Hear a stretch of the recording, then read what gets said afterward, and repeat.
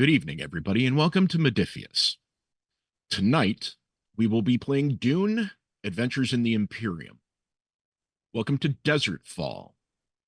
This episode, Duty and Service. I would like to thank my cast for being here. I would also like to remind you, everybody watching, you can get Dune, Adventures of the Imperium for 30% off until March 24th. You can also get it in a Humble Bundle. You can also get it at Drive RPG. And you can also win a copy of the VTT plugin for Dune Adventures in the Imperium on Roll20 if you just hit that exclamation Roll20 command that's in there.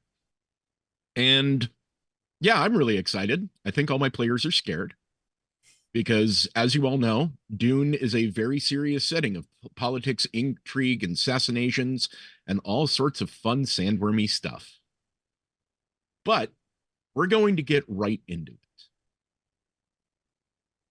Imagine a bird flying over a tumultuous sea, heading toward a cliffside where a very large castle sits, angular pieces arching into the sky. You are on Caladan, the home world of House Atreides. 6 weeks ago, the Herald of the Change came announcing that House Atreides is taking over the fiefdom of Arrakis, the desert planet, the source of the spice melange, and taking it away from their centuries-old enemy, House Harkonnen. The entire Atreides household is now in flux. Chaos is erupting as the entire contents and people from the castle on Caladan and the royal family and their servants and their belongings are all being packed for the long travel to the desert planet. Novier, you are approached by one of the head stewards to Duke Leto Atreides. You've been busy just trying to give orders out in the midst of all of this chaos in the house. But he walks up very stern and he hands you 3 letters. All 3 of them are sealed in wax with the ducal signet. And he looks at you. I would like these delivered directly to the following recipients. Once you have done that, please come back to me.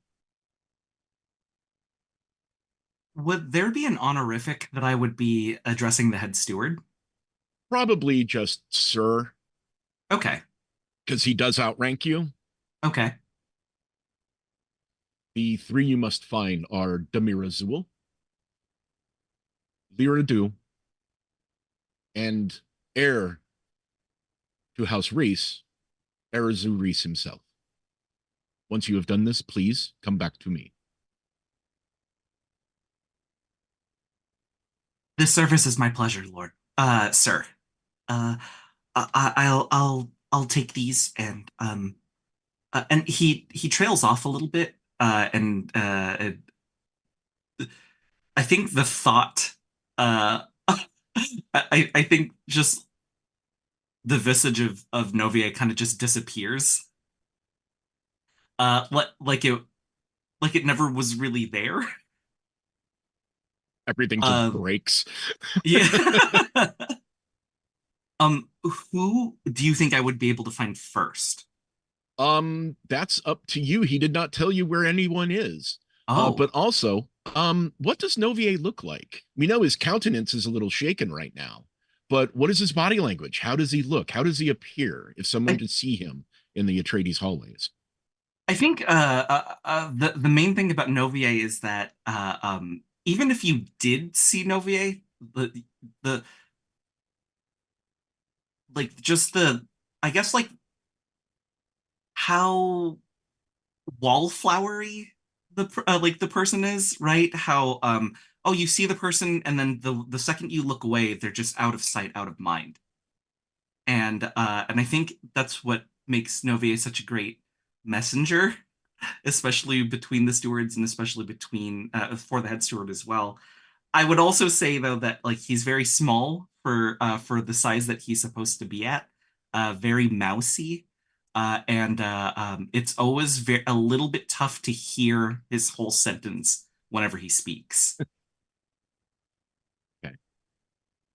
You do know that, of course, the heir of House Reese, Arazu Reese, uh, one of his handmaidens uh happens to be Demir Azul. So that would be fairly easy to find both of them. And Lyra Dew, as you remember, is one of the housemaids of Lady Jessica, Duke Leto's consort and mother of Paul Atreides. Where there currently are, finding finding Lyra would probably be a little easier because they may be helping with the packing of Lady Jessica's things and the bedrooms and the ducal chambers and all of that. But Arazu and Demira, not quite sure. I go off to find Sister Lyra Do. Okay. It's fairly simple. Now, the Atreides castle on Caladan is massive, and people are moving very quickly back and forth. Again, it's in flux. There is a lot of chaos happening, but it is a controlled chaos. Everyone is busy doing a job. You know where the ducal rooms are. You know where the wing is. You walk by these series of large doors with the Falcon Atreides crest on it, and then you come to a series of double doors. The Atreides crest split down the middle, this huge, glorious emerald and gold seal on these massive wood and stone doors. Opening it slightly, it is the foyer, and you do hear movement in the room.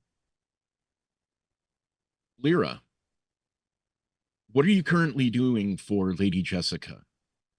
Probably packing away her garments, so folding very delicate fabrics and putting them into cases and trunks and such. Okay.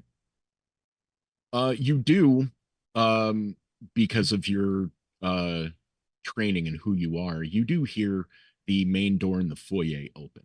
And there's a series of kind of shuffling footsteps. Go investigate. There is a steward there, young, mousy, kind of short, a little bit shy, but dressed in official Atreides garb. Can I help you? Oh, um, sister, please receive this letter with the compliments from my head steward. Shall I give Uh, this to Lady Jessica? oh, no, no, sister. This is actually for you, and uh, I actually have one for Lord Reese as well. Fascinating. Grab the envelope. You can also grab an omelet, on the side table too. I mean, Yes, there's a credenza with food on it. excellent. I'm gonna open up and read it. Snapping that wax seal with the House Atreides eagle on it. It's very simply written in a very sharp hand. At once, please come to the office of Duke Leto Atreides. No signature. I think instinctively, Lyra is like, instead of putting her hand to like her chest like people would, she'd actually like kind of puts her hand over her belly for a second. At once. Well, I suppose I should obey orders. Oh, and sister, if I may ask a favor, would you also know where Lord Reese is at this point? DM, would I know that information? Um, the movement of Lord Reese is known in Caladan because he is a ward of House Atreides. Where he would be right now, more likely packing things in either the guest wing of the residency or possibly, around that area. Everybody either has their own things to deal with or they are showing their staff things to deal with. Like packing an entire castle to get to a guild highliner, this is a lot. I'd assume that Lord Reese would be in a guest area of sorts. Thank you, sister. I bid my leave. And he leaves a little bit stressed and and leaves your sight in a flash. You just see Lyra put her headdress on and she heads out.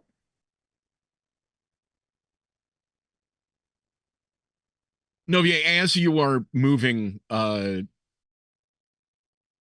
the hallways of Atreides Castle, because you are that kind of slight, mousy kind of movement, it's easy to navigate, and it's a bit of a walk. Again, it's a large castle, but you do get to the guest quarters where there are a couple guests of the Atreides court that they were staying. They have since left, since anyone non-essential is already gone, because only a skeleton staff will be remaining behind on Caladan. But at the end of one hallway, you do find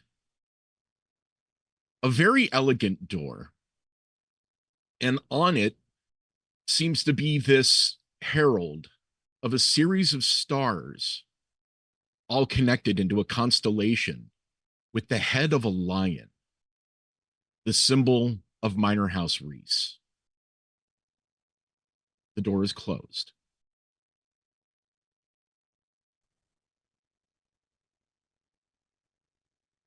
I think as I walk up to the door, I take a second in order to trace the constellations and kind of take a moment in order to see how like intricate and precise it was carved.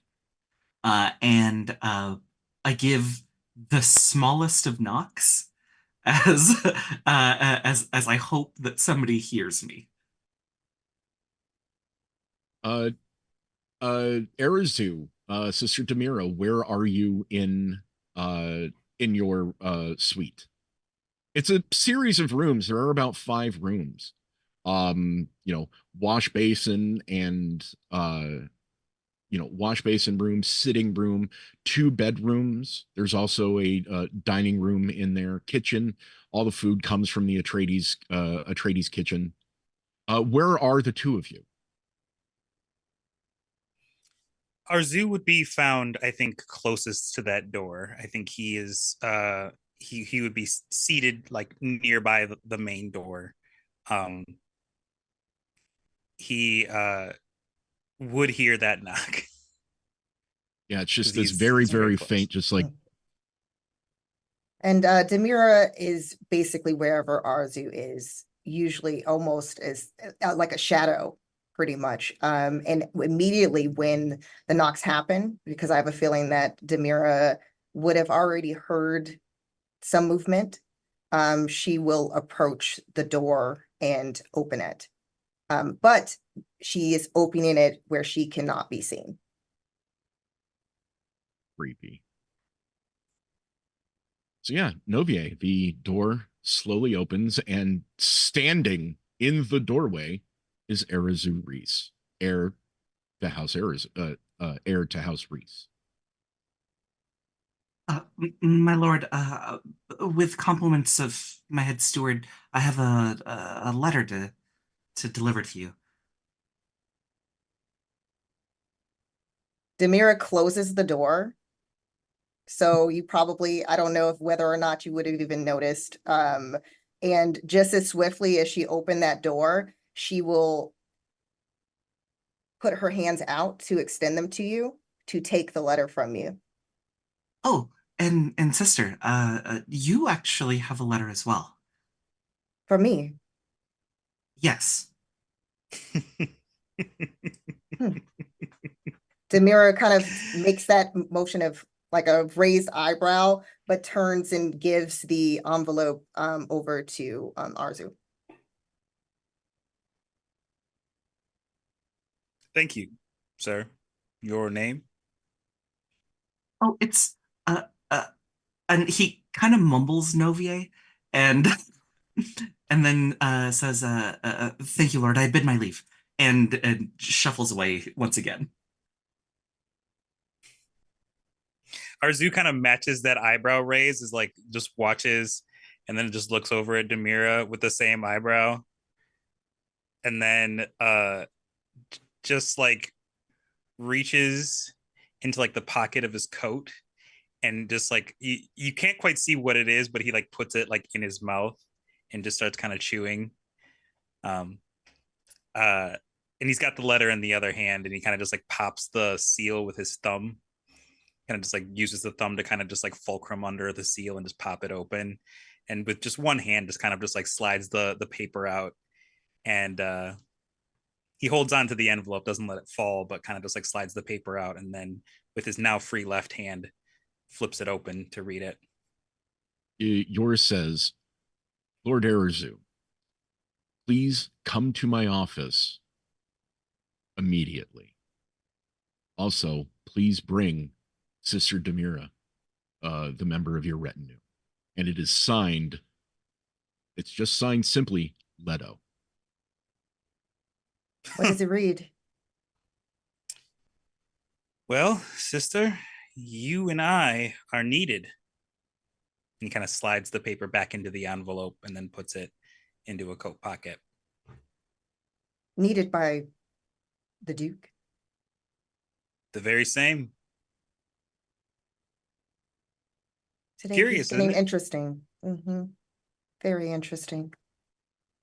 Well, How do you feel about this summons? well,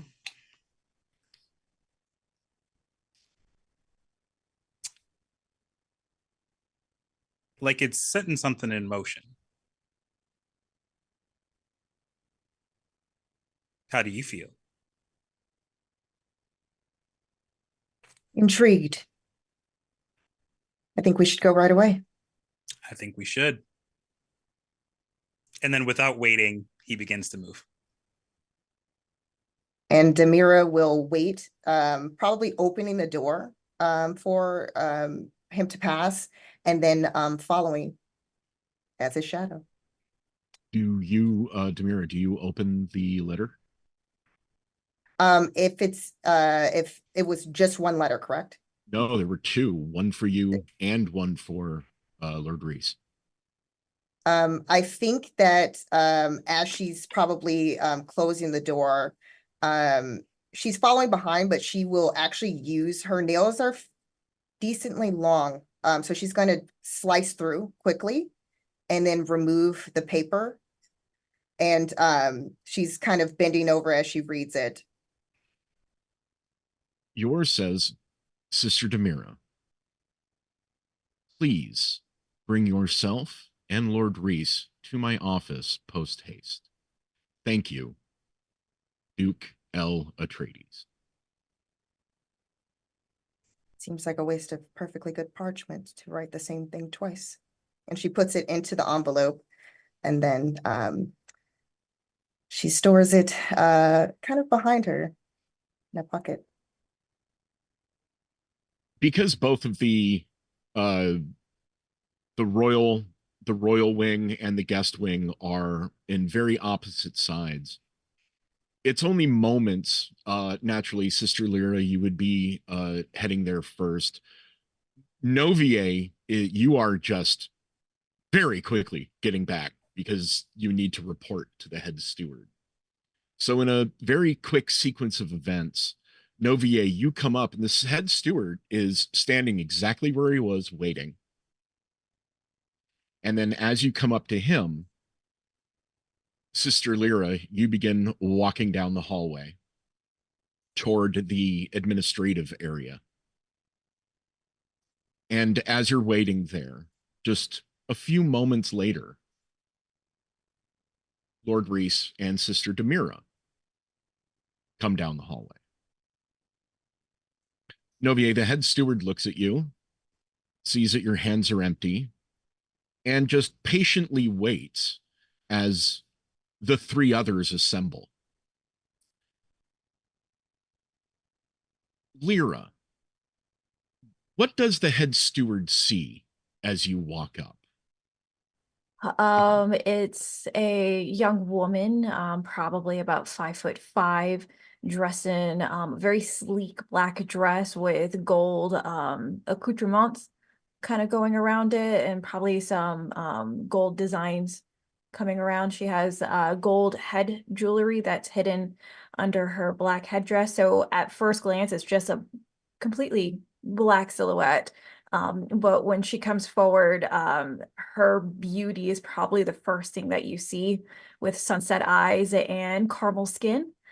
And she stands there silently.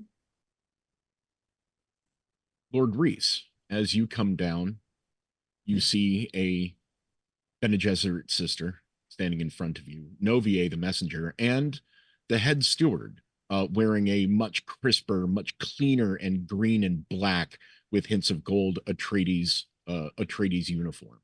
What does he see when you step up?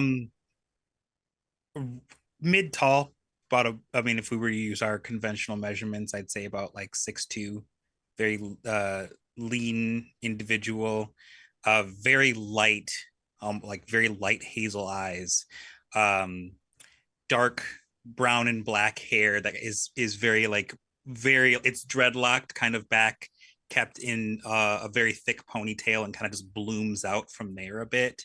Falls to about mid back, I would say, with one strand kind of just like falling just over the right, just to the right of the right eye. A very well kept beard, not much of a mustache, but definitely more of a well kept beard. With his hands in his pockets, walking, and he takes a moment when he stops at the Bene Gesserit to give a short, respectful bow, and then at that, without really making another step forward, gives like a slightly smaller but like still respectful bow towards the head steward, and then continues moving at, albeit a slower pace. Sister Demira, how does the head steward see you? Right behind Arzu, he would see Demira, who is standing about 5'4". She is caramel skin as well. Her dark brown hair is pulled back and covered by a black scarf that seems to blend seamlessly into her loose-fitting black dress that goes all the way down, basically towards her ankles. Her black shoes look almost like faded and dusty from like wear and tear, probably from all of the moving about they've been doing as of late. There is gold embroidery trimming around the front of the garment and the sleeves. There's nothing really remarkable about Demira in looks and overall presence, with the exception of her piercing gray eyes that only one would notice if she happens to gaze in your direction. But currently, her head is still in the same position as if she were reading that letter that she received, but just that same demeanor. The head steward looks amongst all of you. Novier, thank you very much. Please attend with me. And he turns on his heel and begins walking down the administrative hall. I think we get Not this even- very. I think we get this very short scene of Novier looks down the hall, like left and right, and yes, head steward, and very, very confused.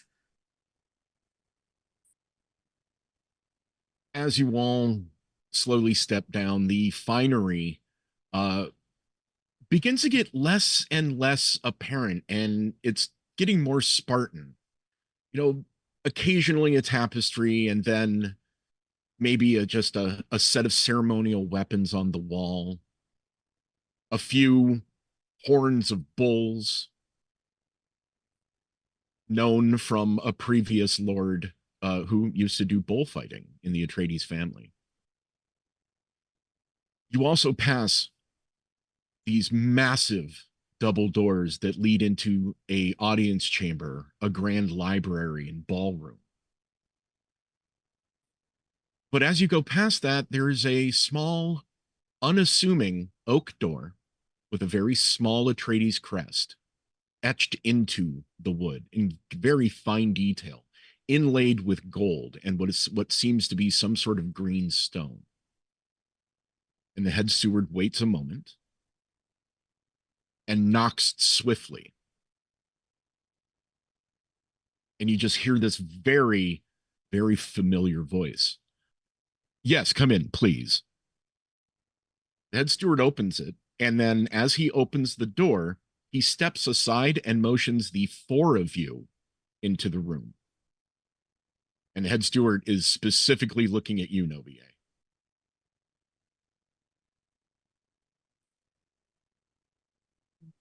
Head steward, would I need to fetch refreshments or anything else before I bid my leave? I noticed that I was motioned. You are not leaving. The Duke also asked for you. I think like the color drains from his face a little bit, and I think it takes a little bit of coaxing from the head steward in order to kind of shush him in. As you're the last to enter, you hear the door close very swiftly and hard. The office is well dressed, a series of small chairs, a massive desk. It's currently covered in small discs for telebooks, papers everywhere, a huge map unrolled in the corner of it, just being held down by what looks like a couple of gaming pieces, like a horse from a chess set and other various things. And Duke Leto Atreides, in a very, very off black Atreides uniform, informal, the top few buttons actually unbuttoned, his thick beard peering down, his piercing eyes scanning over the paperwork. And standing behind him is the Atreides mentat, Thufir Hawat. Large man, light of skin, gray hair, the telltale stain of sapo juice around his lips, and the lip tattoo of the mentats showing that he has gone through all of their training. Without even looking up, Duke Leto is. As you know, we've inherited Arrakis from the Harkonnen. And I apologize if there's been a lot of stress amongst you and the rest of the staff in this sudden change. We're trying to make it as a simple as transfer of power as possible. But as you know, taking anything from the Harkonnens is difficult if you're one of us. As you know, they've run the spice mining for 80 years. Now that they've given it to us, there's a change of power, a change of hands. They are ceasing spice production just in time for us to arrive and begin it with a very, very small overlap. They're thankfully in the city of Carthage. However, I have decided that myself, my family, and our house will take over the honorable and ancient residency in Arakeen. I've already sent a small advance group to make sure that the spaceport is secure, to see over any of the transfers of the spice mining. But I would like the four of you to go ahead of us. And since we're using the residency, find out if it is suitable for our family. And he very distinctly enunciates suitable for our family.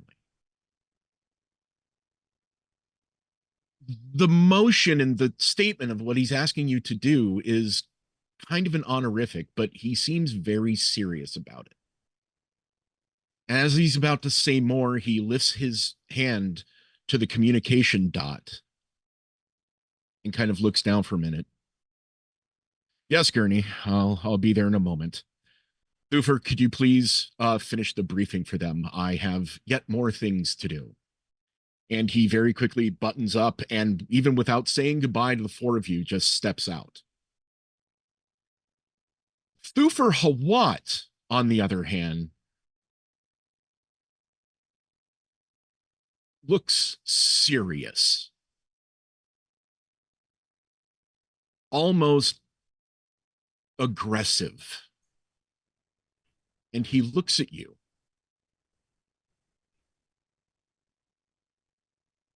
While my lord states that the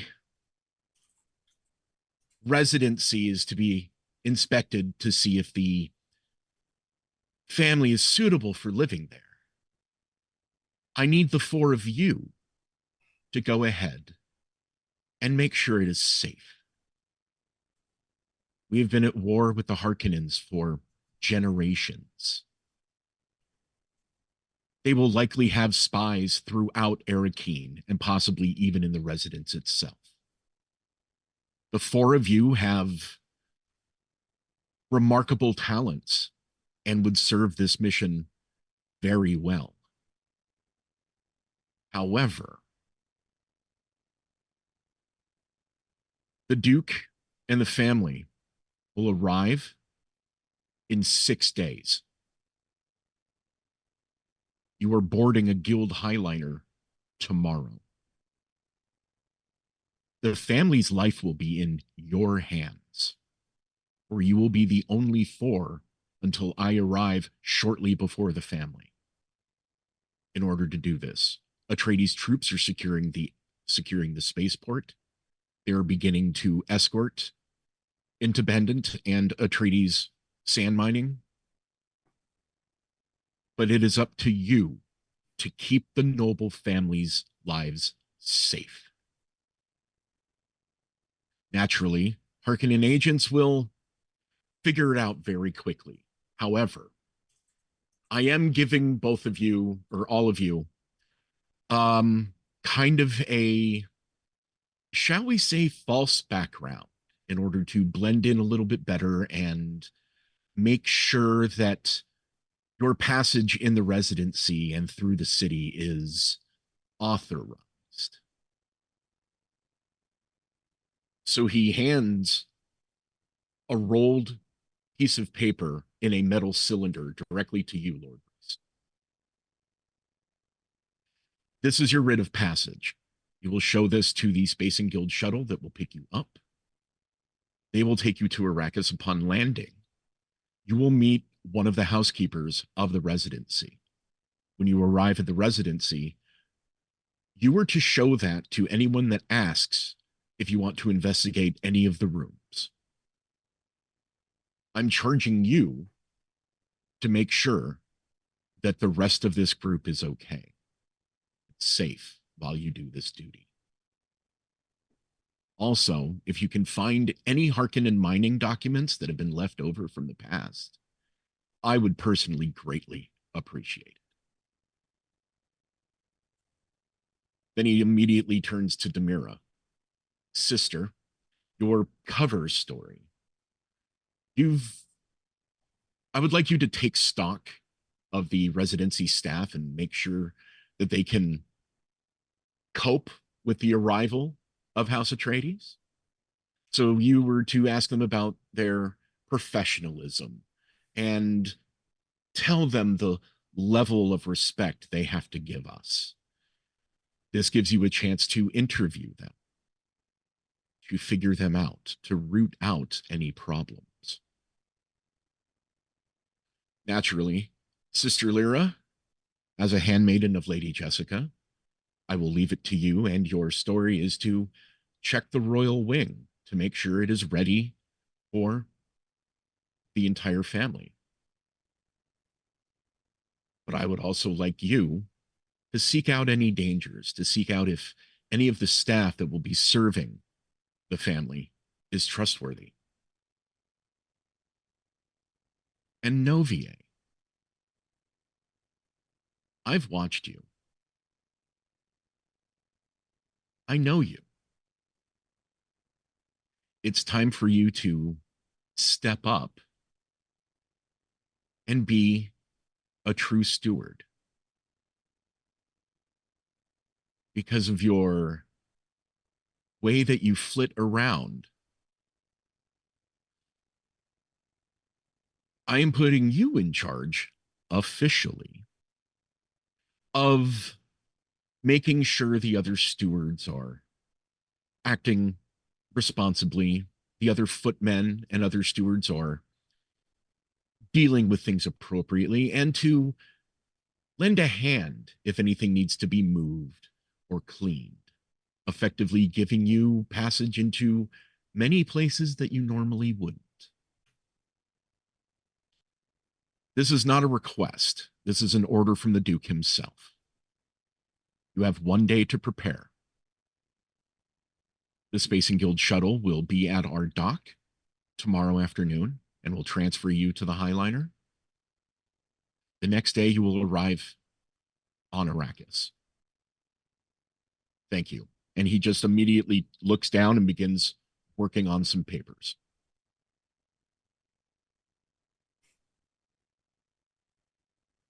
The 4 of you have been charged to go ahead of the Atreides family to Arrakis to hunt down Harkonnen spies. What are Lord Brees? You've just been told that these 3 companions are under your protection, and you're going into possibly a very dangerous situation. What's going through your head right now? How are you reacting to this? I think outwardly you don't see much of a change.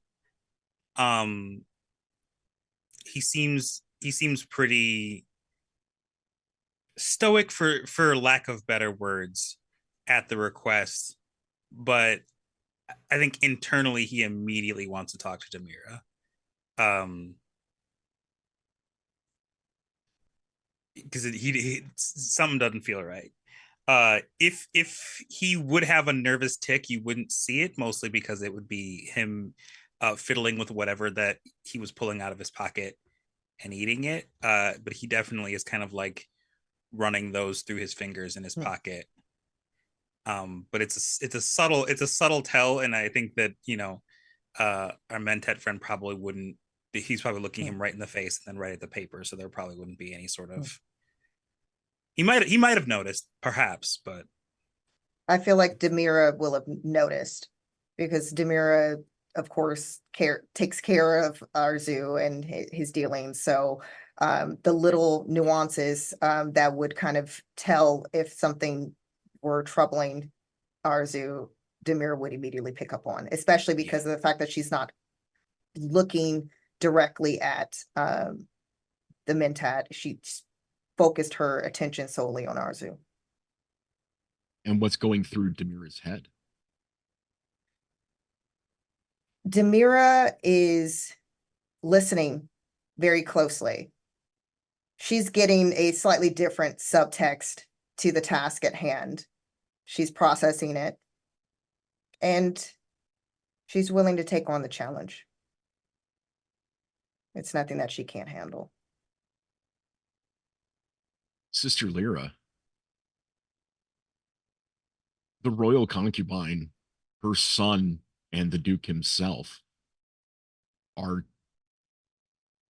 effectively charging you with making them safe. Here on Caladan, it has been simple looking after Lady Jessica. You're now in a position that Lady Jessica could be threatened or killed if you do not do your job. What's going through your head? I think a multitude of things. I think on the outside, she's also staying as stoic as possible. She's pretty good at keeping her body under her own control. So any movement that you see from Lyra is deliberate and she wants you to see it. So she kind of darts her eyes down and then back to Novier and back down again and then just kind of like in the distance.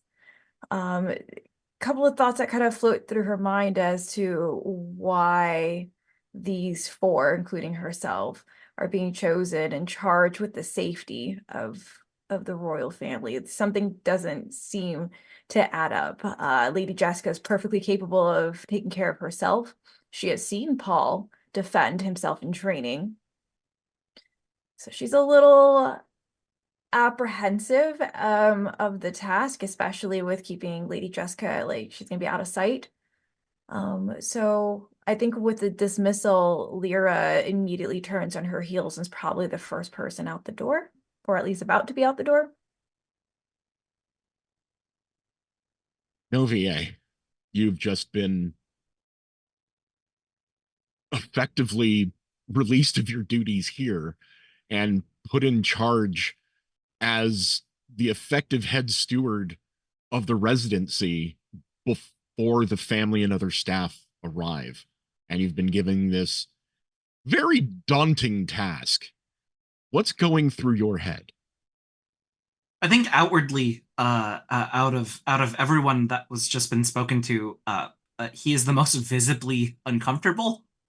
But I also think, internally, I think he has one deep burning, I guess, question or request that he would like to talk to the Mentat about. But I also think because of the outward apprehension and discomfort, I think he's the last one to leave because he just doesn't. He outwardly he is uncomfortable with the task and the quiet.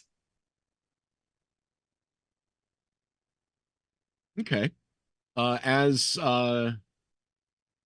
Lyra, as you are just on your heels, turning, heading out the door, as the rest of you are kind of taking it in, without even looking up, through for Hawat, just like as he's writing something down, you're all dismissed. Go prepare. I think Lyra senses that Novier is gonna say something, and she immediately like doesn't turn around, is still facing the door, and basically goes like finger up and goes, stop. He does that pause. Come here. And she pulls the door open and like keeps walking. Sister, did you require any of my services? Would you like a refreshment or? I require a word with you. Yes, of course. My service is your pleasure. Indeed. Do not ask questions. You give your power away when you do that. Oh. And it's a very pensive oh. His first initial instinct, and you can see this on his face, and he mimes it out a little bit too, is to ask you the question of why, and then thinks better of it. It's very smart of you to hold your words. I will say that when I don't think, was it in view of Arzu and Demira at all? Like they're Okay. probably exiting the door, probably like in the threshold of the door-ish. Okay. I feel like Demira has a certain motion with her hand that Arzu would understand. Once they also to exit, and they would go kind of in the opposite direction briefly. So Absolutely. if you don't mind, can I be excused just briefly? Not at all. I'll meet you Go in your for it. quarters. Of course. And as she does that, she walks not in the same direction per se as Lyra and Novier off the bat, but it is every intention of Demira to try to listen in on the conversation and at a distance. What was your name? Oh, Novie, sister. Everybody calls me Novi, though. Novie. Don't let others call you by a pet name.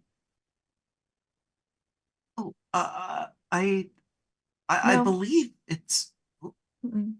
Just listen. You've been chosen. You clearly have some power within this servitude you have. Use it.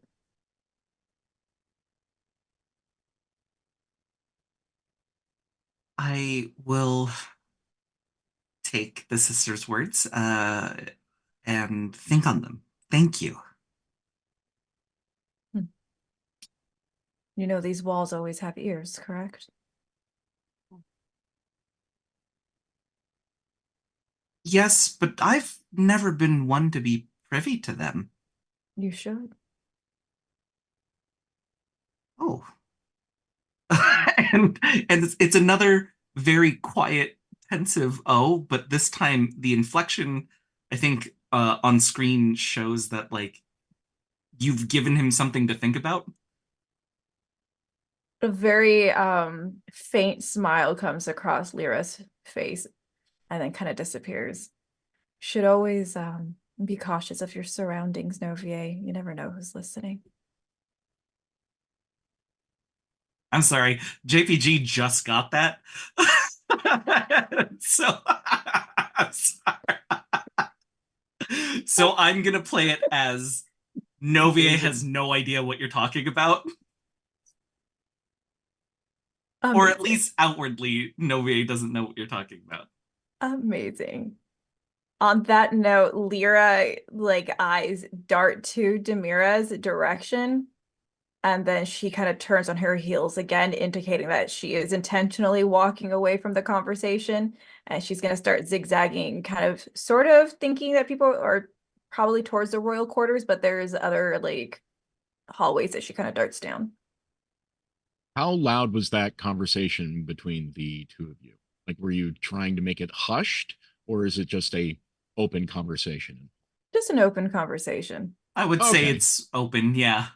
Okay, yeah. Then Demira, with your hyper awareness, yeah, you hear everything that is being said. Demira would probably she's not within in view of either of them, but after hearing the hint at you never know the ears who's maybe listening, there is a smirk that appears on Demira's face. If Lyra does end up moving in a specific direction, I feel like Demira would follow, but in a way where Novie would not notice or attempt to go unnoticed. Lord Reese, you've been given a very daunting task, and you've been given a day to prepare. How are you going to spend this day?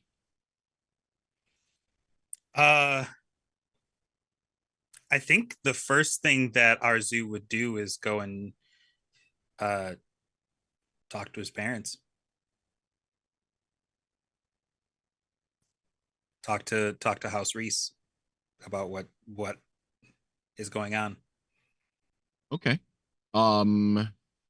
Where would your parents be? Would they be at their residence on the far side of Caladan? Would they be here as here. well? They would be here. Mm-hmm. Yeah, I could see that as you being a ward of House Atreides, and there was a very large, like all of the houses of the Landsrad know of Emperor Shaddam IV's command for House Atreides to take over mining operations on Arrakis. So yeah, they would absolutely be in the residency as guests of the court at this point, celebrating, because yeah, it was a big deal. And then the next day, everyone's like, we got to get to fucking work right now. Mm-hmm. So yeah, Probably a number of doors down in the guest residency, there is a larger seal on a set of double doors of your lion crest. And yeah, I'm assuming you just walk in. Mm-hmm. Very casual. Duke Reese is sitting casually, not looking too bothered at all. The amount of their belongings in the suites aren't very large because they came for the announcement and are excited to see you off when the rest of Caladan leaves. Your mother is busy, putting on some makeup, looking at a few dresses because there's going to be just a small dinner tonight with a couple of the other members of the court. And your father looks up. He's just reading a leather-bound book, and he looks at you quizzically. Doesn't say a word.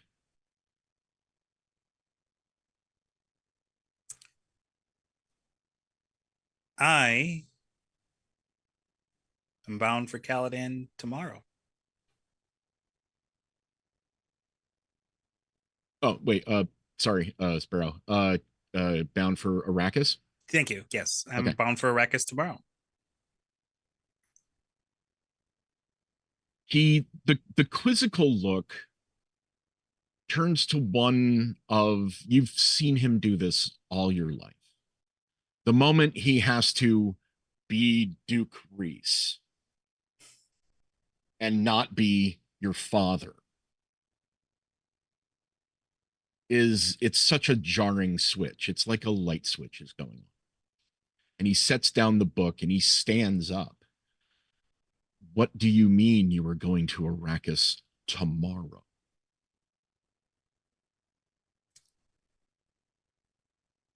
Duke Atreides commands it that I go ahead and make sure everything is, and he uses the same enunciation, suitable for the Atreides family.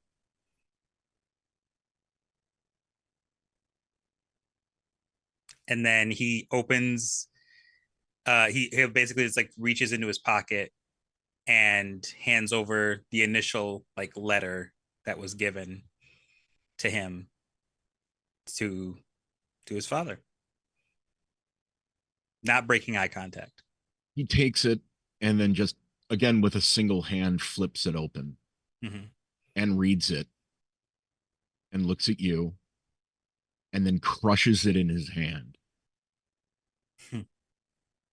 You would think a house as powerful as the Atreides, a house that other houses look to, that the popularity of Leto the Just is rivaling that of Shaddam, would be able to send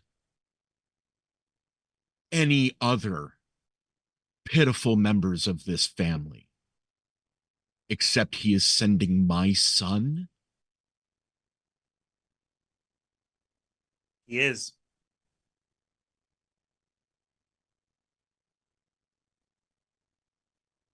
And we both know why. Of course, he'll try to pass it off publicly as you being a ward, learning how, once we become another, a house major, and learning the ways and perhaps moving to another planet. How dare he sacrifice my son, my only heir, the continuing bloodline of House Reese, on a rat hunt?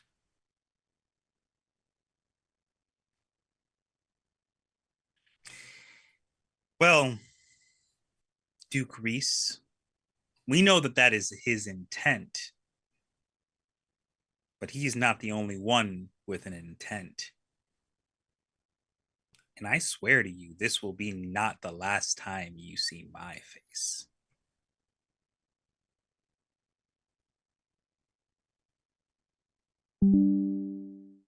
So, with that, you know what I have to do. There are days that I want to apologize to you, agreeing to send you here to learn, because I will not be alive when we become a house major, but you will. But then there are days I'm proud and that you serve such a man now, because I know you will learn from some. I know you will learn the machinations of the Landsrat. And I know you will find your place, especially on a mission like this. Please be safe, and please let us see your face again. I have excused Sister Demira to take care of something. And he But just smiles. Like the countenance of a duke has just broken, and there is like this sly, vicious smile that comes across his face. Like, the Bene Gesserit are friends, and I see that your friendship is blossoming well. Both of you are very skilled agents.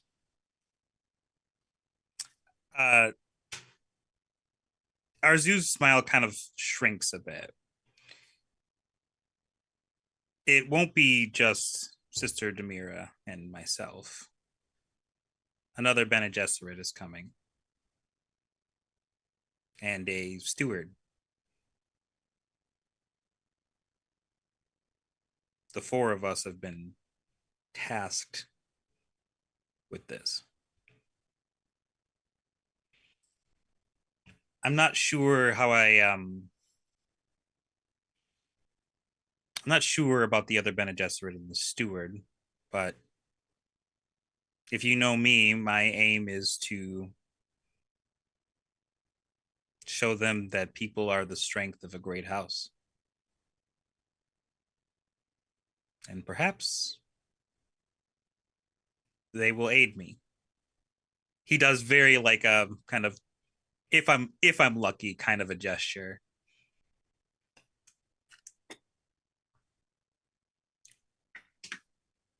Even though it appears that Sister Demira is honest to you, and by that extension, honest to our family, remember, the sisterhood have plans within plans.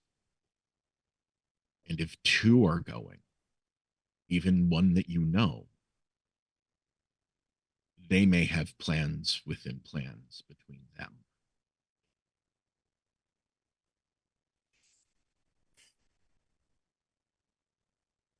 Perhaps. No, let me not say perhaps. I know your wisdom. You are likely correct. But perhaps I can sway those plans.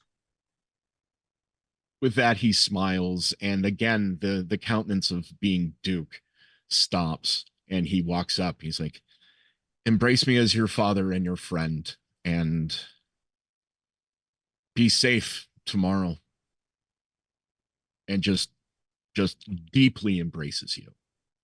And he returns it very quickly. You will be the lion. And he lets go and steps into the other room, and you hear him beginning to explain this, all of this to your mother.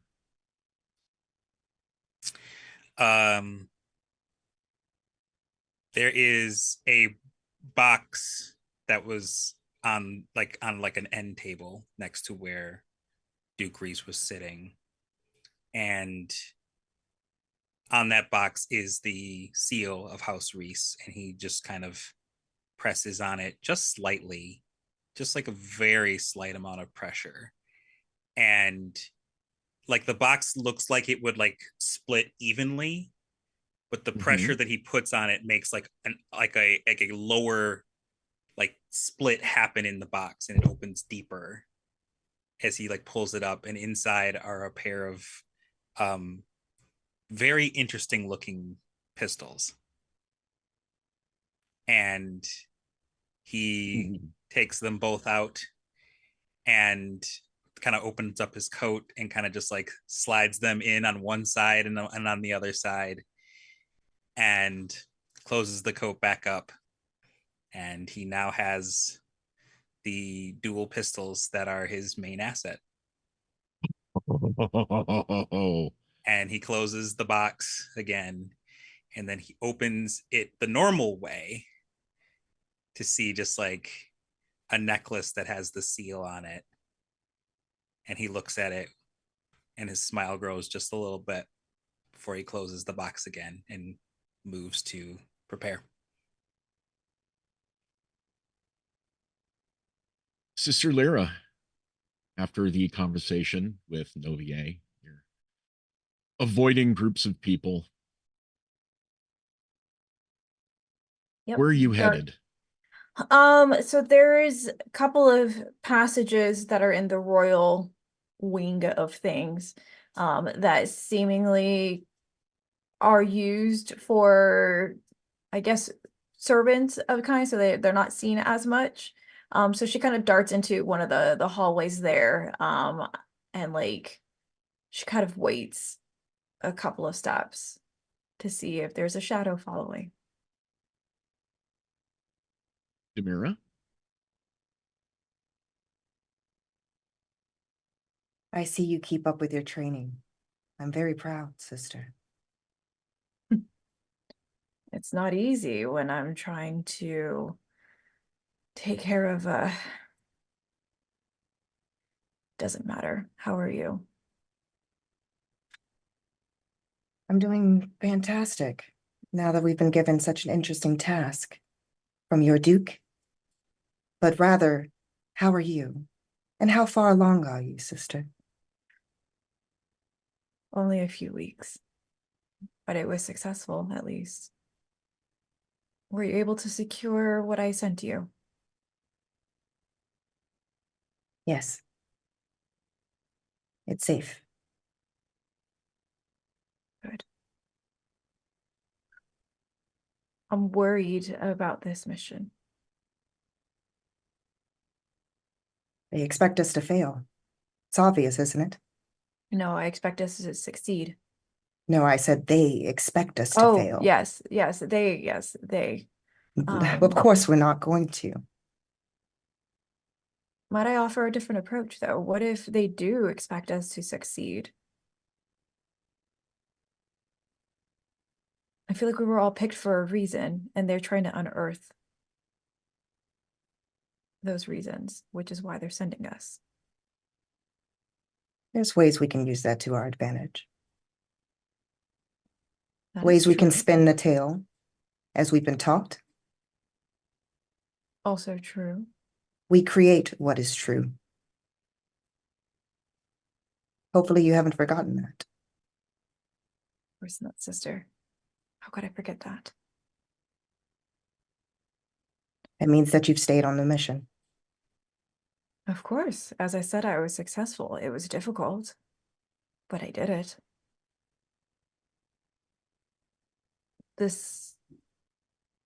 He's not a duke who is the one that you follow. Not yet, anyway. Do you trust him? Wholeheartedly. Why? It's because I know how pure his heart is. The purer the heart, the easier it is to manage. Please don't fall into the same traps that Lady Jessica has. No, no. I wouldn't dare. Foolish she is. Absolutely foolish. I don't know how you bear to serve such a.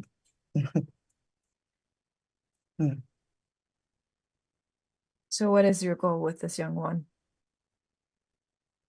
To put him in his place, his rightful place. Which is? How now, sister? Can't reveal everything about our mission. I've already revealed too much. As have you. Mm-hmm. Yes, well. I do things with intention, as you know. So And I maybe do I haven't not? revealed too much. I don't know. I haven't seen you in a long time. It has been far too long. Demira will reach out, as in to try to embrace Lyra. Lyra accepts. But for a brief moment, and she whispers in her ear, "My dear sister, it's been too long." They don't know about us, right? No, Excellent. I've changed myself enough so they couldn't tell. I try to stay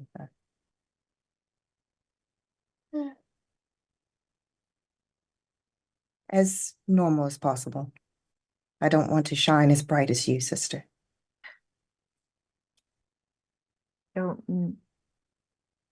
yes, you're right. Shining bright's it's strange. We should talk later about this. It's a burden that I wouldn't dare to carry myself, but you've It's not a- decided to. Not a burden that I really wanted, but Reverend Mother thinks that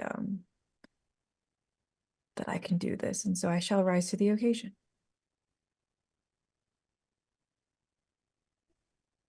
I'm so proud of you.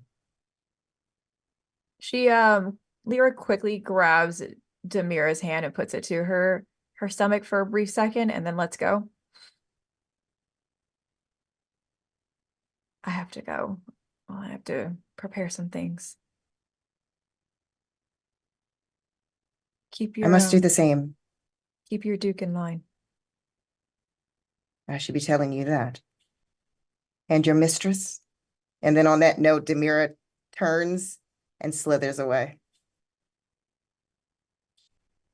Yep. Lyra takes a beat to make sure that it's clear, and she goes in the opposite direction, but still takes that minute to like see if things are clear. Yeah, it doesn't seem like anyone else was coming down the hallway. So many people are so busy that the servants and staff are almost mandatorily walking down the main hallways because it's just faster. And yeah, no one was listening. No one even saw you in that hallway as you both step off in your personal directions. No, VA, as you, after the conversation with Lyra, where are you going? You've been released from your duties here and now and charged with even more. You will be the only steward of House Atreides at the residency on Arakeen, or in Arakeen, until the rest of the staff arrives. You will be the only steward for 5 days. Trevor, can I throw a little bit of a curveball at you? Go for it. Let's go. If we could open up to a scene where it's back in the Mentat's office, Yeah. and I peek out of the shadows of the office inside.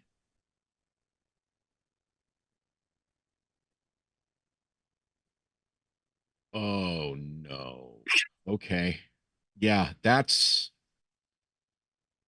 actually very easy to do. Even after the conversation, making your way back to the office is simple. quietly opening the door, slipping in, and just waiting. Thufir is still there, looking over paperwork. You see him just kind of cock his head slightly.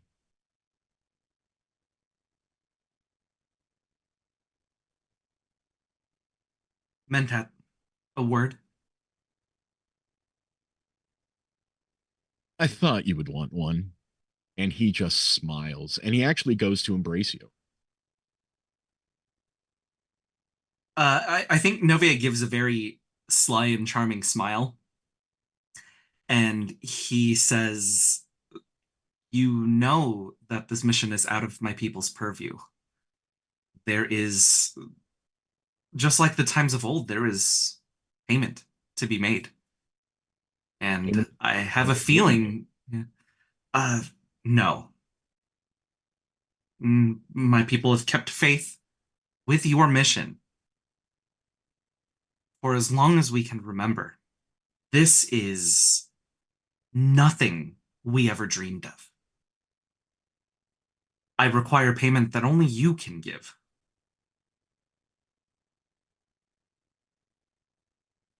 Quietly being able to place a blade at the throat of our enemies is a very honorable task. And that is why I chose you to go. And the honor is mine, sir. Please do not mistake my words. But there has been rumors that you have seen our book and you have made notes that could make me even more effective at the mission.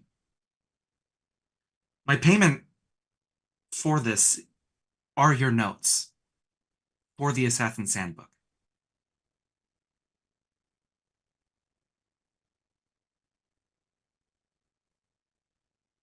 I wouldn't say there are rumors, as my capabilities are well known through all the houses, and we are rightly feared because of that. But asking me for my own insight into a mission that I am sending you,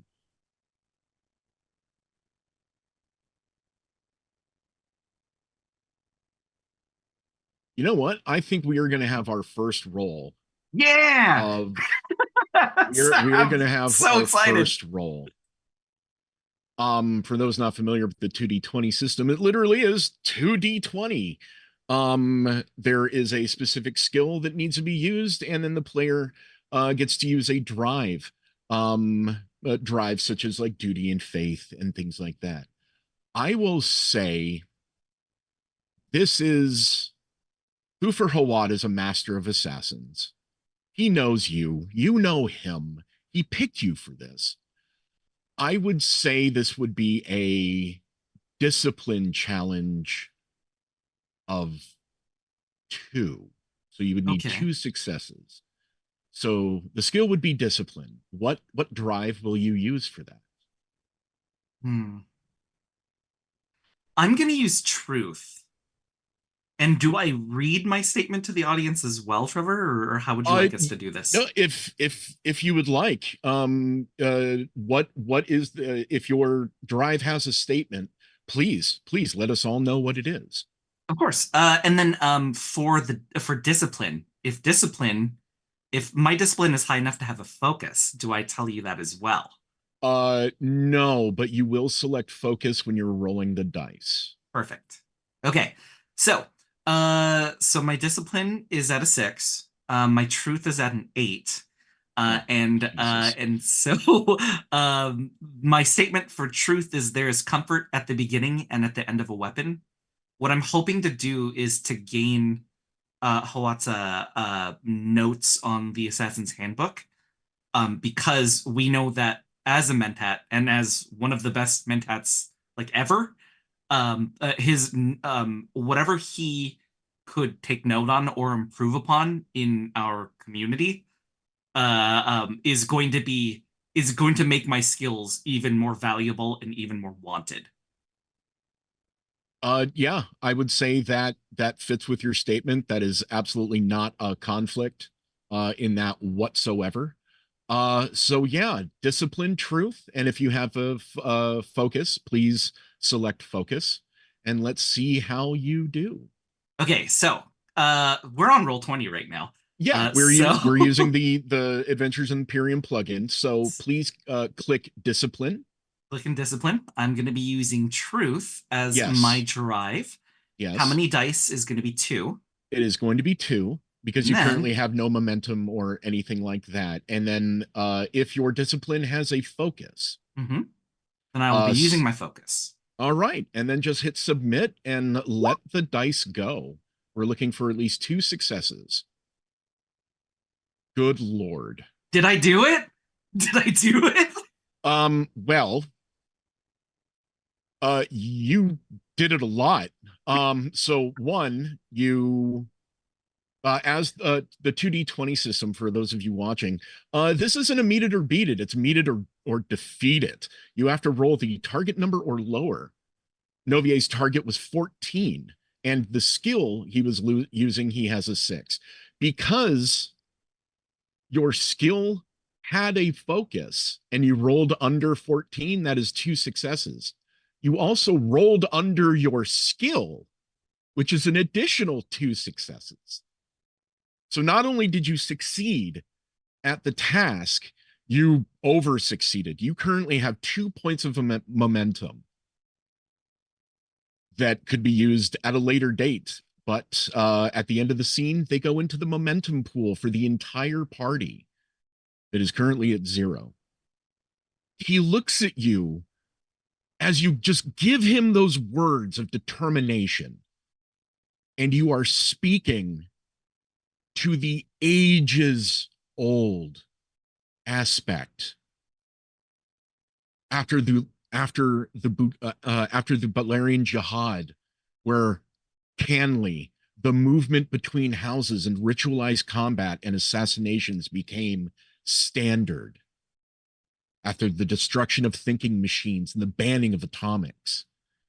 And he looks at you, and you see him reach down far almost under the desk, and you hear a series of clicks.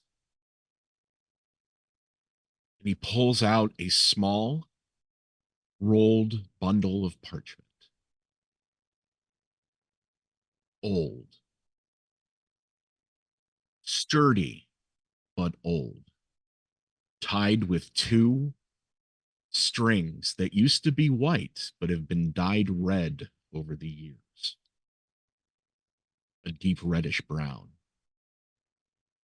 And with all seriousness, no smile, the lips of him are not even quivering. He hands you this small scroll. Enter them into your copy, and please return these before you depart. I think he takes it quietly, and especially with the old parchment, I think in scene the way he takes it, it's very deft, and it's like it's almost like like no sound comes from grabbing like old parchment and all that, and he quickly leaves without being seen.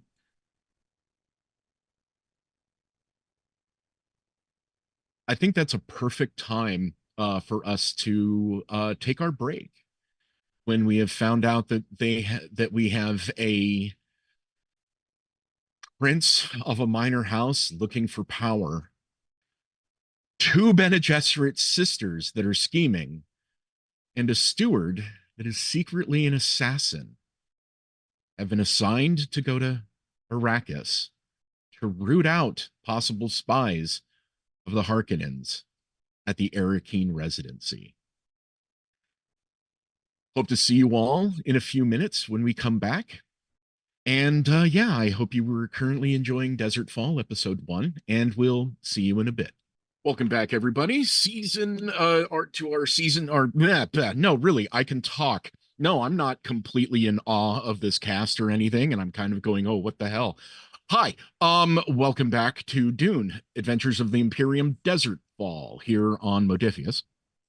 If you're just joining us, the four members of, well, two members of House Atreides and two members of Minor House Reese have been sent, well, more like ordered, to go ahead of House Atreides to Arrakis to investigate the residency in Arrakeen. The residency hasn't been used in many, many, many years, with House Harkonnen doing all spice production out of the city of Carthage. So Arrakeen is an unknown factor for the Atreides. It's the day before your shuttle arrives. You have gone your separate ways. How are you all preparing? Is there anything you want to learn about Arrakis? Is there any personal training or equipment you want to research? Like any specific knowledge you're looking for? You have a full day before the Highliner is in orbit and the shuttle picks you up. And then approximately it'll take a day for that to happen. And then you will fold space to Arrakis on the following day. I think Sister Lyra probably is up very early on that first day to prepare Lady Jessica for her departure. So she probably would have briefed everything that she needed to tell Lady Jessica where things were stored at. She would probably then make her way down to what is the best communication system around here to like kind of like contact other places. There is cross system communication. It's a little bit delayed because it has to go through a series of Space and Guild networks. Mhm. But if you're reaching somewhere far off planet or in entirely a different system, that would probably be the fastest way, unless you were specifically managing to catch a messenger on a highliner that is folding space to where it needs to go, which is kind of a crapshoot, to be fair. Yeah, so I think she's probably gonna pass on that, considering that there's probably like probably too many people there at this point. So she probably kind of like passes by that area, kind of like rethinks her steps and kind of like makes her way to probably her own personal quarters. Where she is also going to open her trunk. And it's a bunch of different scarves, dresses, whatever that she's packed up. But one thing of note that as she's kind of like pushing through some of the scarves and stuff like that is her Gom Jabbar, making sure that it's there and ready, Oh fuck. Okay. as that is her one of her main assets. Always good to have a poison needle hidden on your body somewhere in case you have to use it. Yep, so she slides it into a discreet area on her persons and goes about her business. But she knows that she has to make communication with a contact of hers. She's just trying to figure out when is the best way to do it. So she's just kind of milling around her personal chambers one last time. Okay. Just doing personal things and, making sure everything's ready to go, that kind of thing. Mhm. Okay. Novier, you have handwritten additions to add into your personal copy of the Assassin's Handbook. Your copy, of course, is just a put together copy of some of the actual books that exist. You've been handed these notes. What are you doing on your last day on Caladan? I would say that I'm doing two things. Number one is I'm transposing the notes into my own personal book, and then quietly getting back into the Mentat's office in order to just place it back to where he grabbed it from. So that's none of my business anymore. The other thing that I would want to do is I would want to look up a list along with, I guess, like, would it be unreasonable to have not just a list, but also photos of the stewards that will be joining us? No, there's no information. Since the residency has been practically abandoned and is only run with a local Arakeen City staff, Mhm. there's almost no knowledge. When you make planetfall, you will be met by one of the housekeepers, and they're going to take you to the residency. Gotcha. Other than that, no. Arrakis has no satellite communication. It has nothing. It's a planetary barren desert full of sandworms and currently the most hated enemy in the known universe to House Atreides. Would I then be able to say, for example, like maybe gain paperwork or permission in order to like hire my own stewards when we get there? Hmm. Now, the reason why I'm asking this is I actually wanted to set up my disguise kit. And on top of being the steward that is going to be in charge of everyone, I also wanted to have a plant that is just like a regular steward, but is still me. But I'm using my disguise kit in order to move within their ranks. Okay, I see. Information gathering on two fronts, Yes. commanding it and overhearing it. Mhm. Fascinating. I would say that a simple look through a telebook about Arakeen and Arrakis in general will give you a good idea of how outworlders dress, the expected, simple customs that someone from off-world would have to be used to, and things like that, to the point that you could. I will require a roll on that All because right. you've never been there.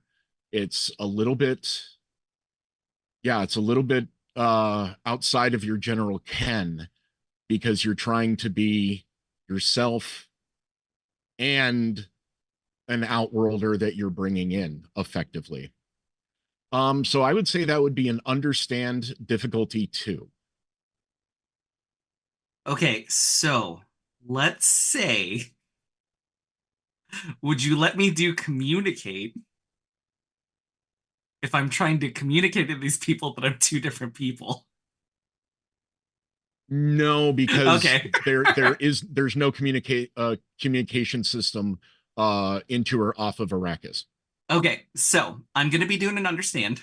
Mm-hmm. My drive for this one, I think, is gonna be faith because, Faith. yes, because actually no, I'm gonna do duty.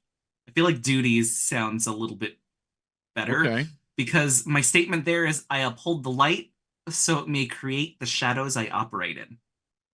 Yeah, that's not a conflicting statement at all. You're Okay. literally setting yourself up as your contact. Yeah. All Yeah, right, you and yeah. then so Do you then have a focus and understand?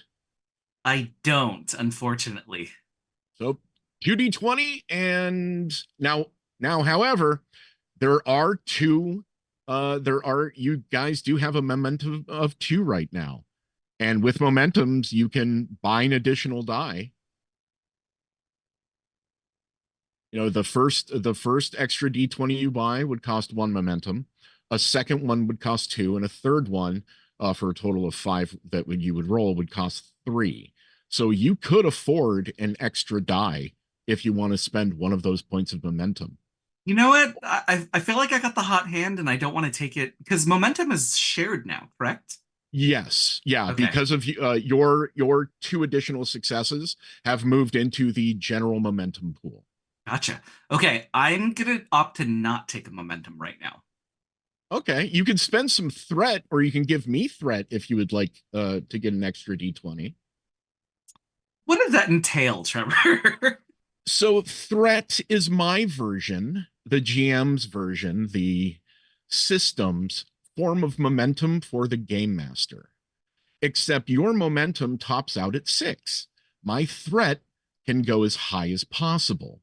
You can say, I would like to add to the threat in order to buy a d20 or multiple d20s, ignore complications that may arise when you roll a nat 20, escalate the situation, a few other things. So you could give me threat for an extra die if you'd like. I mean, And it's not early in the touch- game, and I always like to go a little spicy. Okay. So I'll- yes, I'll take it. Adding to threat is the same as using momentum. So if you want 1 die, you add 1 threat. 2 dice, you add 3 threat. 3 dice, you're adding a total of 6 threat. How many do you want? I'm just gonna take 1. I'm just gonna take Okay. 1 dice right now. Okay. Threat pool is So currently at 1.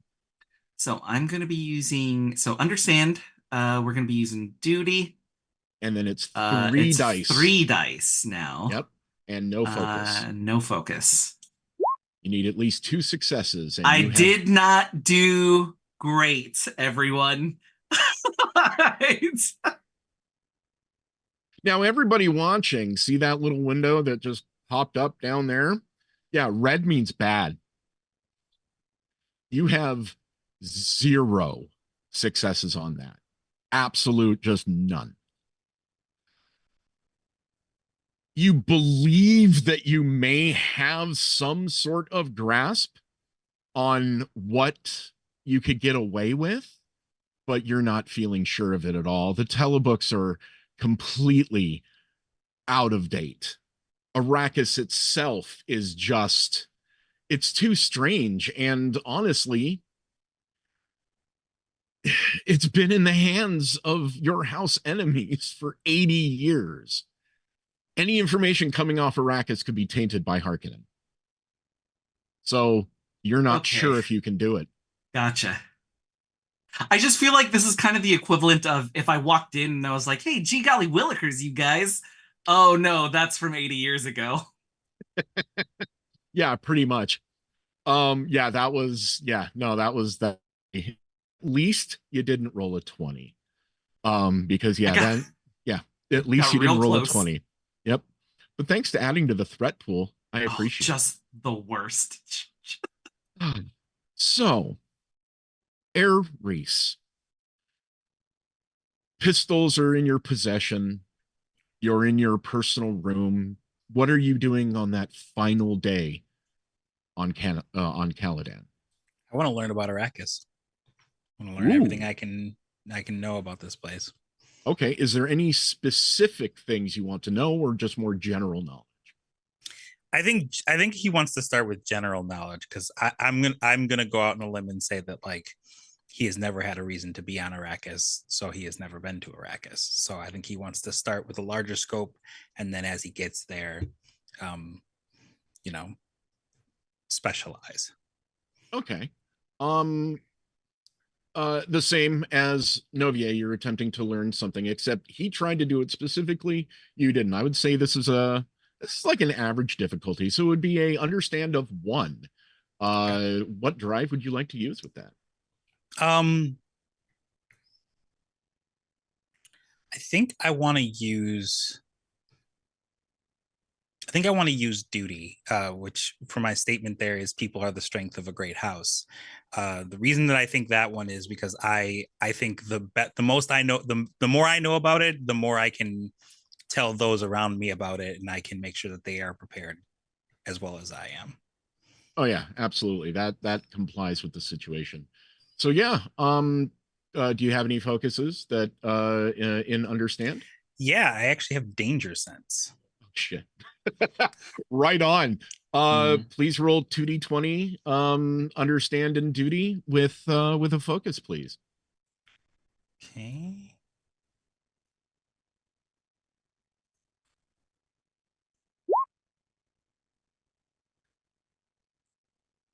I got 1 success. Well, you do that is a success. It was only a challenge of 1. General knowledge of Arrakis. It is very inhospitable. The northern range, where Arrakeen and Carthag are the 2 main cities, Arakeen is protected by a large wall. That is to prevent a lot of the large Coriolis storms from hitting the city and doing damage. And it also protects against the dominant species on the planet, the sandworm, able to be 1,300 feet long. Massive animals that can swallow a spice harvester whole. There's also a number of native peoples on the planet. There are people that have been raised and have grown up in Arakeen. So there are city folk, and there are also Fremen who live in the deep desert. And you also learn a little bit about spice. Spice is found and harvested, is the most necessary element in the known universe because the Spacing Guild uses it to fold space in order to get from one planet to the other.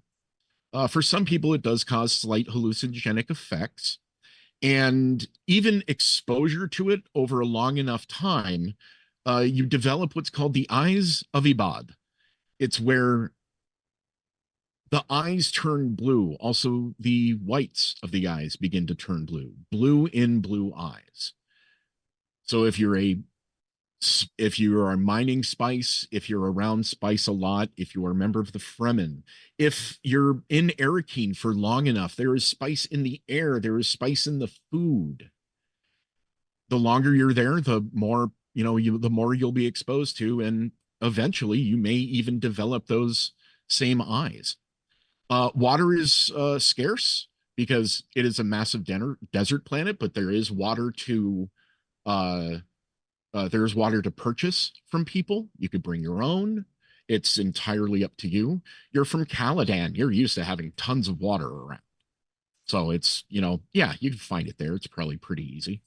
And local customs are that, treat with respect and also be careful. It is a desert. You will die within hours of exposure to the sun outside of the city. It is harsh, it is windy, and there is a small passage that you've been hearing around lately. To take a shower on Arrakis is to scrub your ass with sand. So yeah, you have learned some general information about Arrakis. Also, no communications network, etc. Our zoo finds this very ironic in a sad way because what House Reese is mostly known for is basically farming.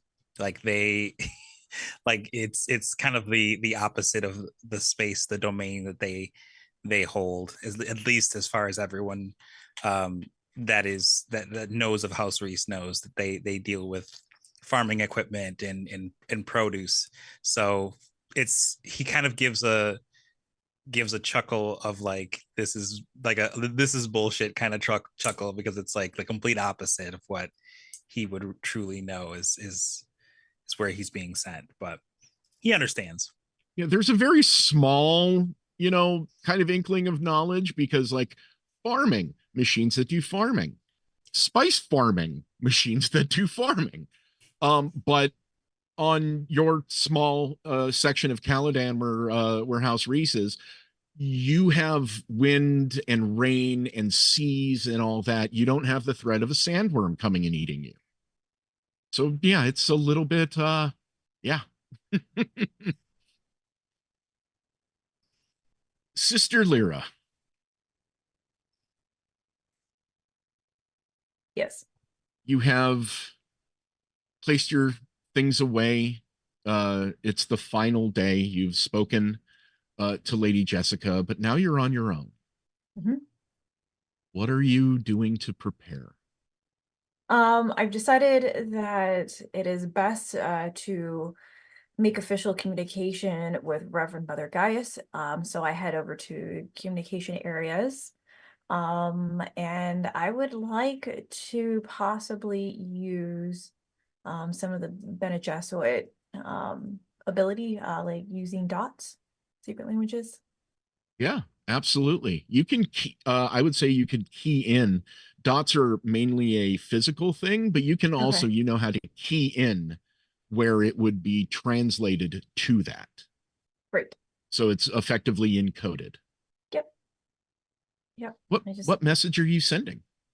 so a couple of different things. One, that I am being led away from Lady Jessica, because you know, on orders of Duke Leto, so I won't have eyes on her. And also that I have run into fellow sister Demira. Okay. It does take a while for any sort of response to come back through this long series of networks and, you know, fold space arrays and everything. So as you're waiting, just also with the pressure of the situation, just seems like time stretches on.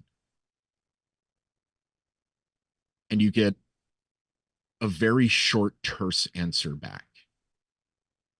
And you know the tone of voice this is sent in. Reverend Mother Gaius Helen Moynham is not just a Reverend Mother, the truth sayer to the Emperor. All you get back is protect the bloodline. Yep. Probably should have known that was going to be the case. Um, she just lets out a sigh, and kind of backs away. She also thinks about another person that she wants to communicate, but figures it's probably not the time to do that now.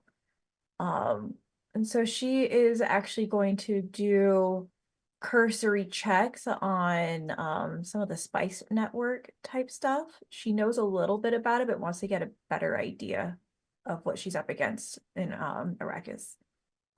Okay. That's way more common knowledge, because spice manufacturing and everything going off world and who it belongs to is very common knowledge throughout the known universe, especially the Lanzra that has to use it. There, for the last 80 years, all spice production has been run by the Harkonnens. They send it off world to spice production facilities for the Spacing Guild, and each house that runs any of the spice mining, they also have a personal, they're allowed to keep a personal amount for themselves as payment for controlling the fief. So they can release their own spice stores in order to make money back from the operation, because it is very expensive to run things on Arrakis. There are also independent spice miners that sell their spice to the Harkonnens. And there are also independent spice miners that attempt to mine it and get it off world and smuggle it, sell it to other houses, sell it directly to the Spacing Guild contacts, so they're not interfering with things from the great houses. There's a really kind of weird, seedy underbelly of spice traffic that goes on. Does she read that or find that information in a book? Yeah, no, it's very common knowledge. Like, yeah, this, you don't even have to dig for this. Yeah, I think when she reaches that part with like the whole CD situation, she kind of like slams it closed and like shoves it away. And kind of just like sits with her own thoughts for a second there. Yeah. She is gonna go off and try to find Novier if they're at all possible to find. Okay. While you're off doing that, Sister Demira, how are you preparing on your last day on Caladan? I believe that Demira would have kind of like Sister Lyra have gotten up earlier in the day to assist Arzu earlier that day, as far as getting things together, packed away, making the workload as light as possible for him, but also to taking some time to gather her own things, including a particular chest that has a very interesting lock on it, that she kind of sets aside with the rest of the belongings, but she places some of her garments on top of said chest. But before basically going back to Arzu, she will go into the corner of her room. There's a drawer there with notes, teachings from her trainings as a Bene Gesserit. Okay. Particularly, she is looking to look into the history of the Harkonnen. Also to if there's anything concerning past battles with the Harkonnen, she's focusing on that particular aspect. Oh, of Of House art. Atreides, of generally of House Harkonnen, or House Atreides versus House Harkonnen, or both? I would say both. She's looking into basically not only the long struggle that the two houses have had, but also to trying to review the information through her trainings, because they studied everything from politics to history, a lot of different things within the sisterhood. So she's trying to use those different notes and things that she took during her time. And she's usually very detailed. Yeah. To try to gather as much information on who they could be facing. Got it. The knowledge of House Harkonnen is very easy to look up, because all the great houses, House Carino, House Atreides, House Harkonnen, they're all very well known and very well documented, to the point where you know that Raban, known as the Beast, one of the nephews of Baron Vladimir Harkonnen, killed his own father out of rage. The Nabaron of Gedi Prime, the homeworld of House Harkonnen, Feyd-Rautha, is he seems to be sociopathic. He enjoys killing people in sport in their Grand Coliseum. The family is known for its cruelty and its cunning. The conflict with House Atreides goes back generations, thousands of years, possibly 8,000 or 9,000 years, this being year 10,191. The hatred is real, very real. Constant spies, assassination attempts have riddled both houses for as long as the written record is. The Harkonnens are generally looked at as not per se evil, but again, cruel. Whereas in contrast, as you're reading the difference between the houses, House Atreides is known to be noble, full of heart. And from recent Bene Gesserit communications and research, House Atreides is getting extremely popular, to the point where it seems Emperor Shaddam IV is either jealous or scared, because he doesn't want to lose power. He does not want his house, Carino, to lose power. And if the great houses ally with House Atreides, Duke Leto may very easily become emperor. But the Harkonnen are in the way. The Harkonnen control the spice. The Harkonnen are the ancient enemies of the Atreides. Their conflicts have been brutal, absolutely, on both a small and mass scale. Previous mentats killed by what seemed to be members of House Atreides, who were actually Harkonnen agents. You can easily assume that you are going to a planet that has been under Harkonnen rule for 80 years. There will be people watching you that will be reporting back to the Harkonnens, without a doubt. You are entering a very dangerous situation.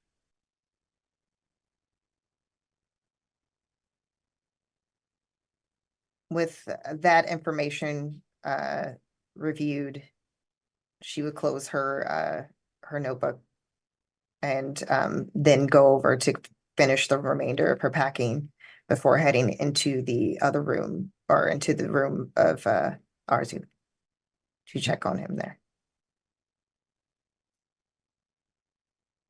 Is there anything anyone else wants to do on their last day before the shuttle comes?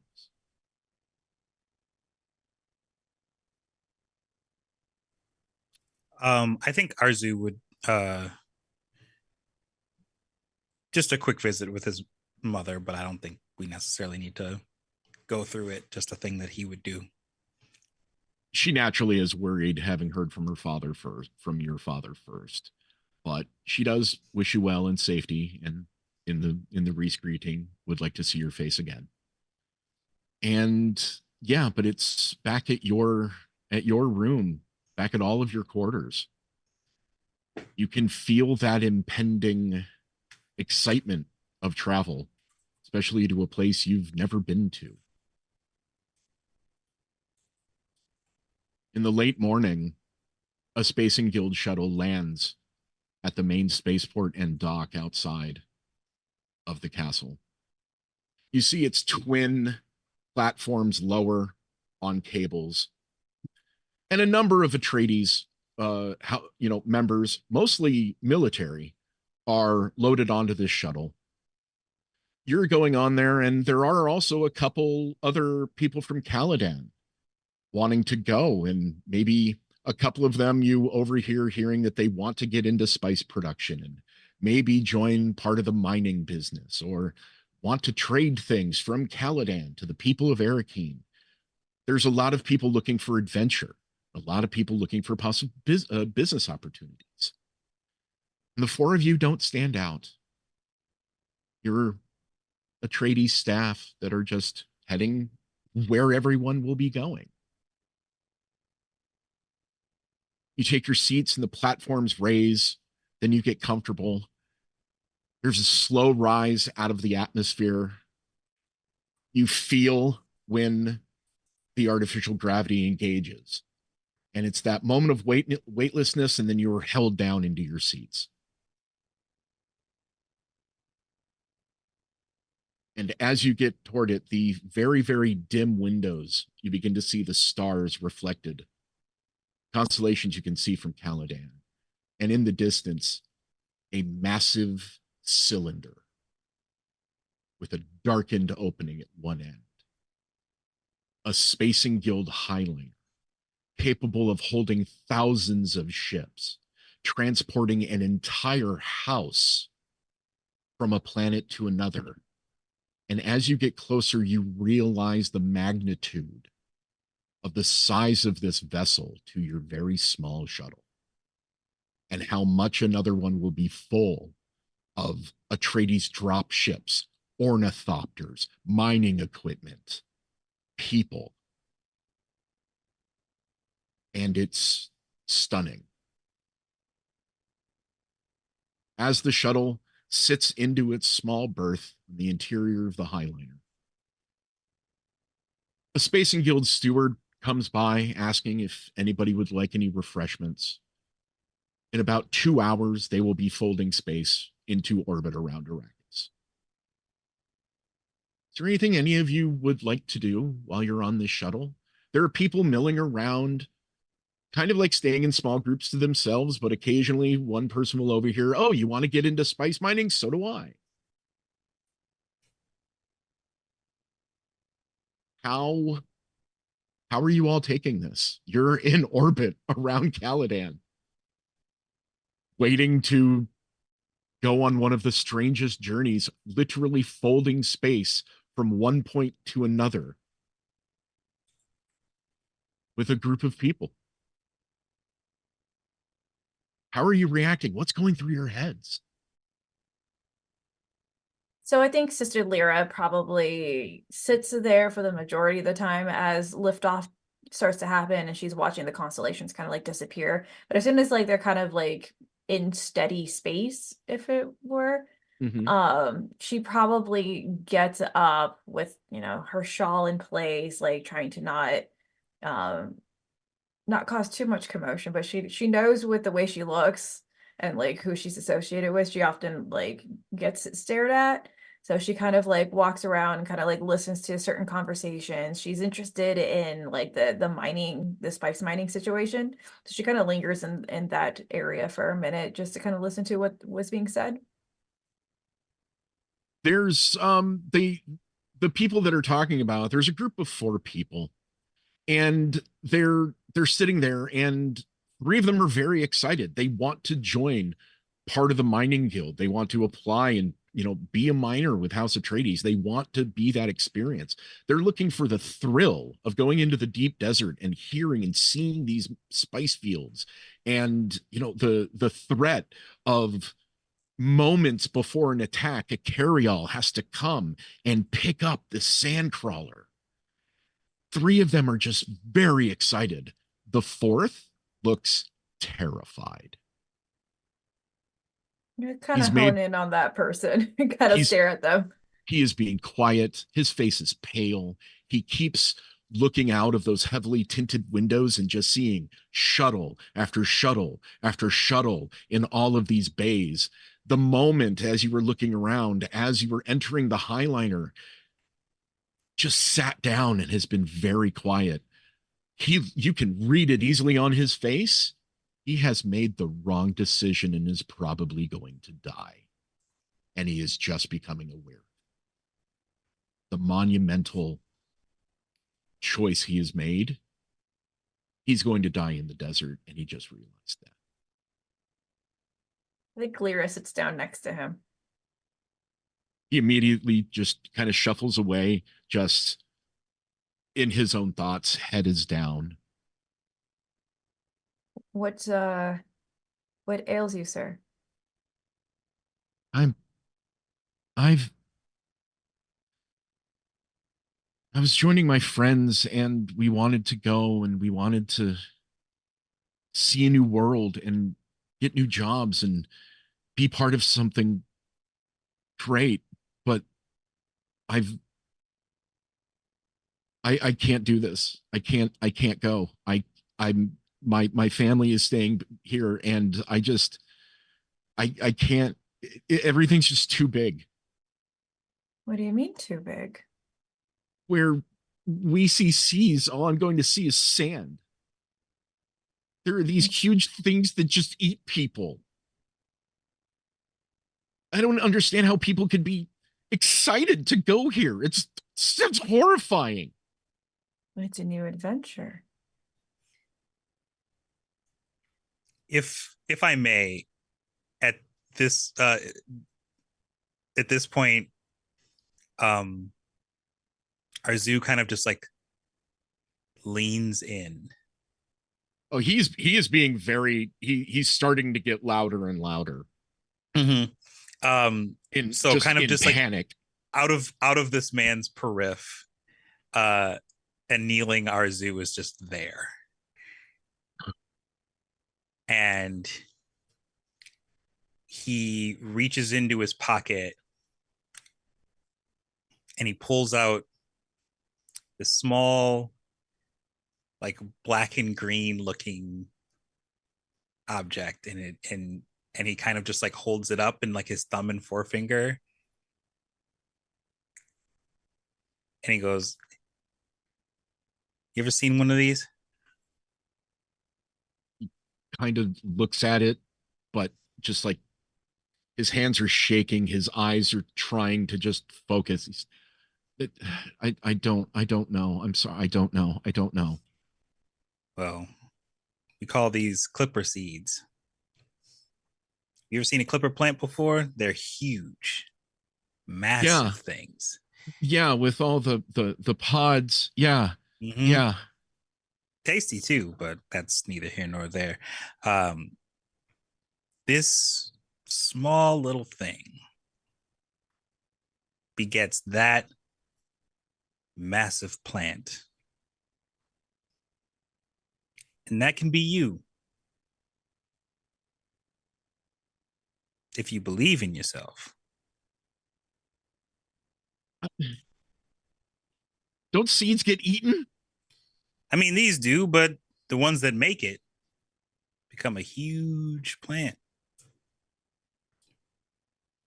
And you'll never know if you're a seed that gets eaten or a seed that makes it, as you try. Now, I understand the fear. You ever been to a place like Arrakis before? I've never left my town before. Can be a scary thing, I understand, but We're down the coast from the castle. And these idiots wanted to go to a whole new planet. Have you ever been to Arrakis? me? Mm-hmm. Never.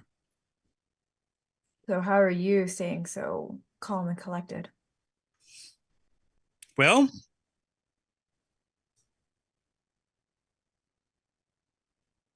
I may look calm, but I am worried. I want you to know that your fears are not terribly unfounded, but I do believe in myself. I do believe of what I'm capable of. And that provides comfort and solace. And I understand that you're scared. I understand that you're afraid. I understand this is a new place, a new thing to do, but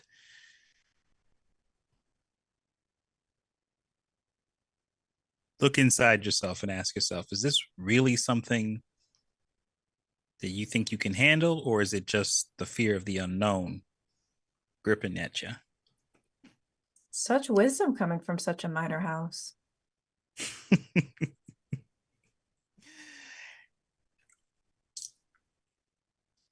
I appreciate that. Are you trying to sway this young person your way? I'm trying to sway them to look inside themselves and decide if it's really just fear of the unknown or if this is really something that they don't want to do. Because if you don't want to do it, not her, not me, not anybody around here can convince you otherwise. But if it's just the fear, I mean, it's a small enough hurdle, I think. What are you afraid of? He gets up right as that question's being asked. And he kind of just looks down at Sister Lyra, registers the question, but smiles and doesn't answer it and kind of goes back to his seat. She turns to the person and goes, typical of a minor house. I don't even. Who was that? Arzu Reese. Okay. Exactly. He's just trying to he's trying to breathe slowly.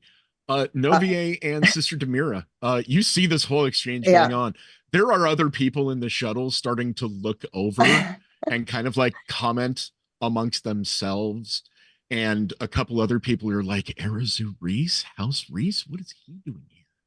You know, different things like that. But there's this out of everyone on the shuttle, this one poor man, almost just barely an adult, is having an absolute crisis. What are either of you two doing?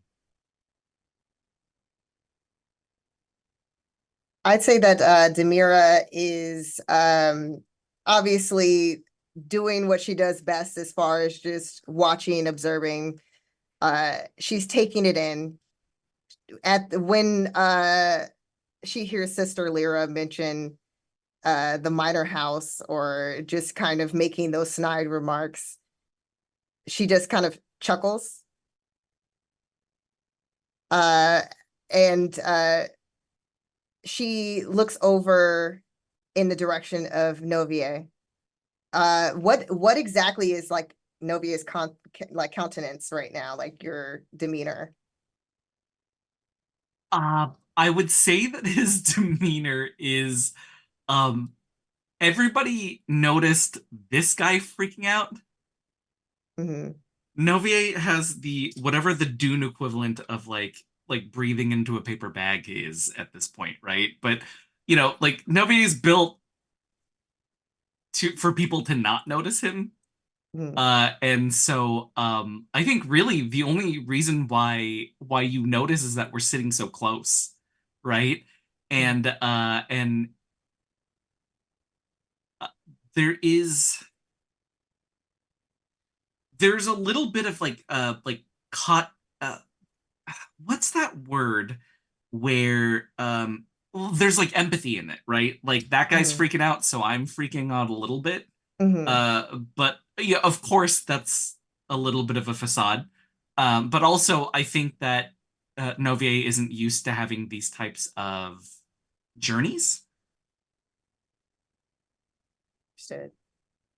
I feel like Demira, after kind of seeing the exchange and the chuckle that she kind of does under her breath, like she will get up and try to cross over. I don't know, probably maybe they were sitting across from each other or nearby, but she'll try to position herself closer to Novier, but at the same time, kind of respecting personal space due to his current state that she seemed to have picked up on. You know, what always usually helps me? Remember to breathe. It's an easy thing to forget. And I think he takes a bit of a sharp gasp, You've been and holding he on to that one for a little over 5 seconds now. I think under his breath he says, "I think I've been holding on to that one for as long as I can remember." And he looks over and he says to Demira, "Do you think the other sister and Lord Reese may be pulling too much attention to our group?" Perhaps, Should but I don't think it's we? anything to worry about. They are Uh, both very capable of handling themselves when the of situation arises. of that, I have no doubt. I I just hope that this journey is frankly much quicker than that conversation. And I think he's I think he's like Mm, languishing in the oh mm, god, like this guy's freaking out, so it's making me freak mm, out now. It's definitely not towards Reese mm, or Lyra, right? mm. It's definitely towards oh my god, I just need that guy to be quiet so we can focus and on doing the things that we need to do. But what are your opinions on where we're headed? Well, that's I think, sister, that may be a little bit hard to answer for me. Mostly because I'm usually not one to give opinions. I'm more so I'm more so used to being the Of nail. service. Yes, yes. I'm more so used to being the nail more so than the hammer. I think that's something that I understand as well, very clearly. But I'm sure you help Lord Reese make informed decisions. Um, what what do you think you can impart on me as a sister of the Bene Gesserit and as a trusted advisor? And I think what's happening here is I want to Trevor, I want to get across the I want to deflect at this point. I want to make sure that Sister Demira is speaking about herself more than she expects me to speak about myself. I, oof.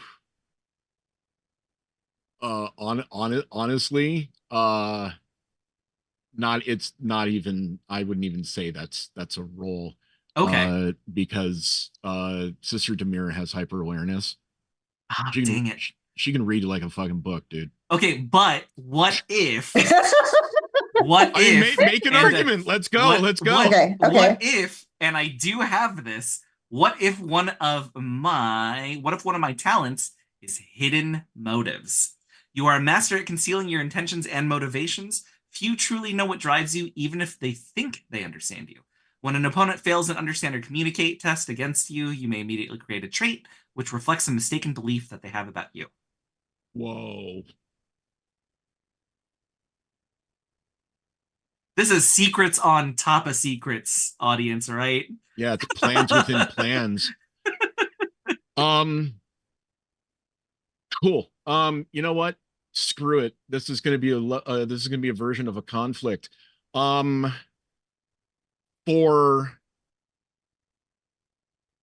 Novier, understand difficulty 2. Dang it. For Demira, communicate difficulty 2. Okay. Novier, what drive are you using? Oh, gosh. I am going to use. I feel like duty is the only one. Well, okay. So my faith's statement is problems are only solved in the quiet, and I'm trying to use the quiet from myself in order to make Sister Demira speak more. But my duty is I uphold the light so it may create the shadows I operate in. So I feel like duty might be a little bit better on this one, like or be more narratively appropriate. Uh yeah, I would agree that would comply because you're not trying to solve a problem, and solving a problem with you is usually at the end of a knife. But I'll take duty. Okay. Absolutely. Now, Demira, uh it's going to be a communicate 2 for you. Or did I say understand 2? No, you said communicate. So Yeah. in this situation, I feel like what makes the most sense and at least I feel like for Demira would be truth. Mm-hmm. Because she's speaking what she feels is true. And that is kind of her statement is that she decides what is true. So what she is telling Novier is what she wants to say in that moment, and it to her is the truth Okay. in that moment. Novier. Yeah, Novier, please make that roll. Are either of you using momentum? There are 2 in the pool. I'm definitely not using momentum. Okay. I don't feel like it's necessary for this. Yeah. Okay. I also don't feel like it's necessary because I feel like I'm gonna lose this roll. So yeah. But okay, so I just rolled and that. Oh, I got Oh. one success. Yeah, it was We a both got challenge. one. Okay. Zing zing. Yeah, it's an interesting that's an interesting conundrum right there. Both of you have 1 success out of 2. Neither of your talents trigger on that. 1, because hyper awareness, didn't use momentum. 2, you didn't get the 2 successes necessary for hidden motives. Mm-hmm. Both of you very easily know that the other one is trying to deflect. Yeah, it's like you're both very aware this is a verbal fencing game. And both of you realize, well, okay, so we're both hiding something and we're both trying to make something. Is this a sort of like, oh no, I'm not the smartest person in the room moment for the both of them? No, it's more like, oh, okay, I see what they're doing. Oh, Mhm. so it's more motives than okay, gotcha. Yeah, Okay. yeah. It's not I'm not the smartest person in the room. It's Yeah. okay, we're trying to do the same thing. Like I see you. Yeah. Okay, both- so Game it's game like recognizes Yeah. game game. recognized game. Yeah, you're both card sharks at the same table, Oh no. but you're not playing each other. So that's the thing. Well, in my time serving Master Reese, I've always learned that he's very capable of making the right decisions. He's very wise for his age. I've come to trust him very much. So it's rare that he ever has to ask me my opinion on things. I usually just support. Just like you mentioned, you said the nail. Well, a structure cannot stand without the nail, correct? Without foundation.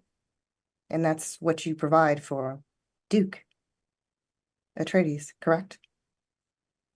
Yes. And I think this goes back to what Trevor was saying about like, oh no, like game recognized game at this point, right? Oh, And I yeah. think the way that Novier ends this is, well, I hope that we can all make the wise choices in the future. And I think what he does though is that like, there was that air of like sickness and being uncomfortable in the ship. And I think the equivalent of him like kind of retching and like running to the powder room.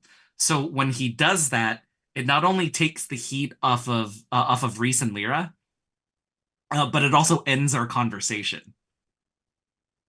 Because now it's just like this like little guy who like has to, who basically has to retch in whatever like Dune toilet is there, I guess. Yeah, there's a small vac room in the back of the shuttle. There it is, back room. Yeah, so it causes commotion, and Mhm. just like his nature, people just calm back down, and everybody just sits back down and I guess minds their own business but in a nice way. Like Oh, yeah. I don't know, I felt like that wasn't the best way to phrase it. You were that perfect noticeable distraction that everyone was like, "Whoa," and then gone. Like Just it's like that quick chuckle, and then everybody goes back to doing what they were doing before. Somebody dropped a glass in a bar. Just Yes. like, oh yay! Yes. Okay, back to yeah, got it.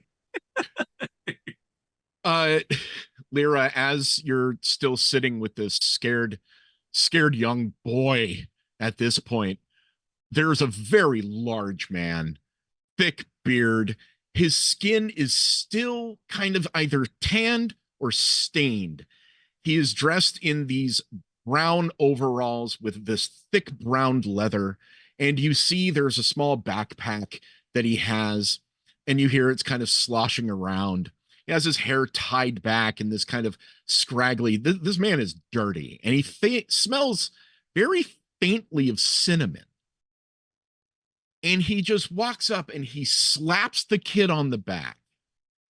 Don't worry, son. Everything will be fine. I've done this for 15 years. I've never been eaten by a worm. My brother, he was on his second day, but you don't look like my brother. And he pulls out this small metal flask and uncorks it and just shoves it into the kid's hands like, take a drink. It's going to be great. You're going to have fun. If you don't have a ship, you can come on my crawler. I'll hire you now. The kid just looks scared at the guy, at the container, and then Lyra, he looks at you, almost begging for approval. Drink it. And he kind of relaxes for a minute and takes a very short pull, and you see him just gag just slightly, and then a little bit longer, and he kind of like he takes it away, and he's running his tongue over his teeth, and his lips are moving, something about it, and he hands it back. The guy claps him on the back again. He's like, yeah, that's a spirit that's distilled with spice, brother. You're gonna love it. May your eyes be blue and the spice flow. I'll look for you off the shuttle. And he goes over, and there's this equal group of about 7 older gentlemen, all just dressed and dusty. It looks like they had just come from Arrakis on this same shuttle. Maybe it's a return journey. It's unknown, but they are just living it up. And the 3 friends that you're sitting between, the scared man and the 3 ones, they immediately come over and go, there you go, Thomas, it's great. See, everything will be fine. We can join his crew. We've got jobs. We're going to have spice. We're going to have Solaris. It's going to be great. And he's beginning to cheer up, but he does keep glancing at you. Whenever one of his friends congratulate him, he just kind of looks at you and he's beginning to grow calm. But there's a look of, he doesn't say it, but there's a look of thanks. Just, maybe one small tear kind of forming at the corner of his eye. I get up and I look at him and I wait for like a lull in the conversation to just kind of give him a, just remember the worm is going to attack the bigger meteor prey. She just walks away. His eyes immediately snap back to the group of spice miners, and then to the three of his friends, and he just kind of like hangs his head again. Number of moments later, another person comes through, a Space and Guild steward, asks for final refreshments because they will be locking in and folding space in a number of minutes. So if you would like to go to the back and use the services or have one more round of anything, now is the time, because everything will be locked down for the fold. Anybody want anything to drink? They stop at each person. It's like, ma'am, sir, anything? Any water? Oh yes, of course we have water. And he just immediately motions to another steward, and they pour just crystal glasses with a slight orange tint and just crisp, cool water like you've had on Caladan, just fresh from the spring. It feels like, obviously filtered. And they just hand you this beautiful crystal glass. Is it possible to get another? I'm rather parched. Yes, and he just motions for the same again and sets down another one, folds a small tray out of the seat and sets them both down. Thank you. Anyone else? Yes, I'll take a glass of water as well. Okay. Motions to the other cart steward.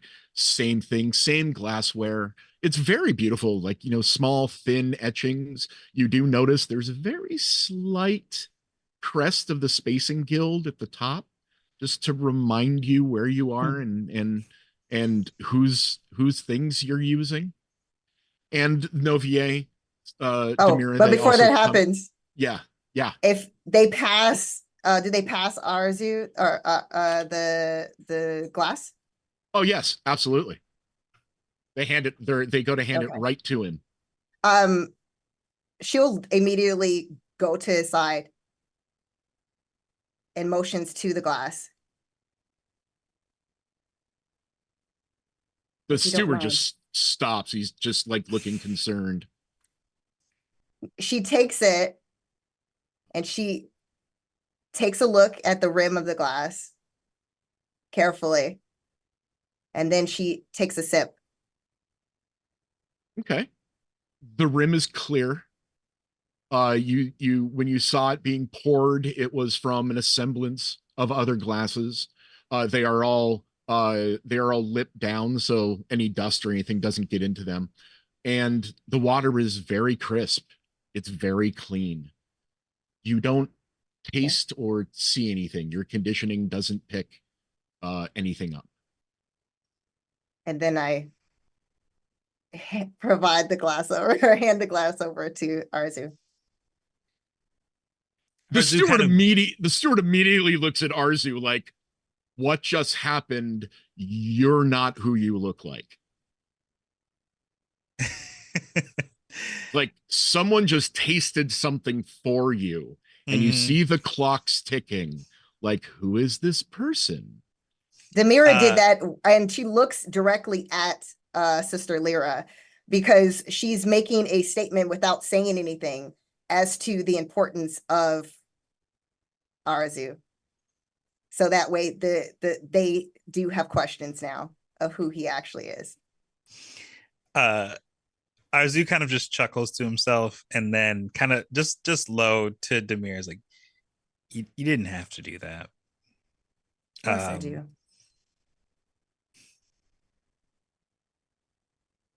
And then he kind of he knows better than to argue with Demir past that point.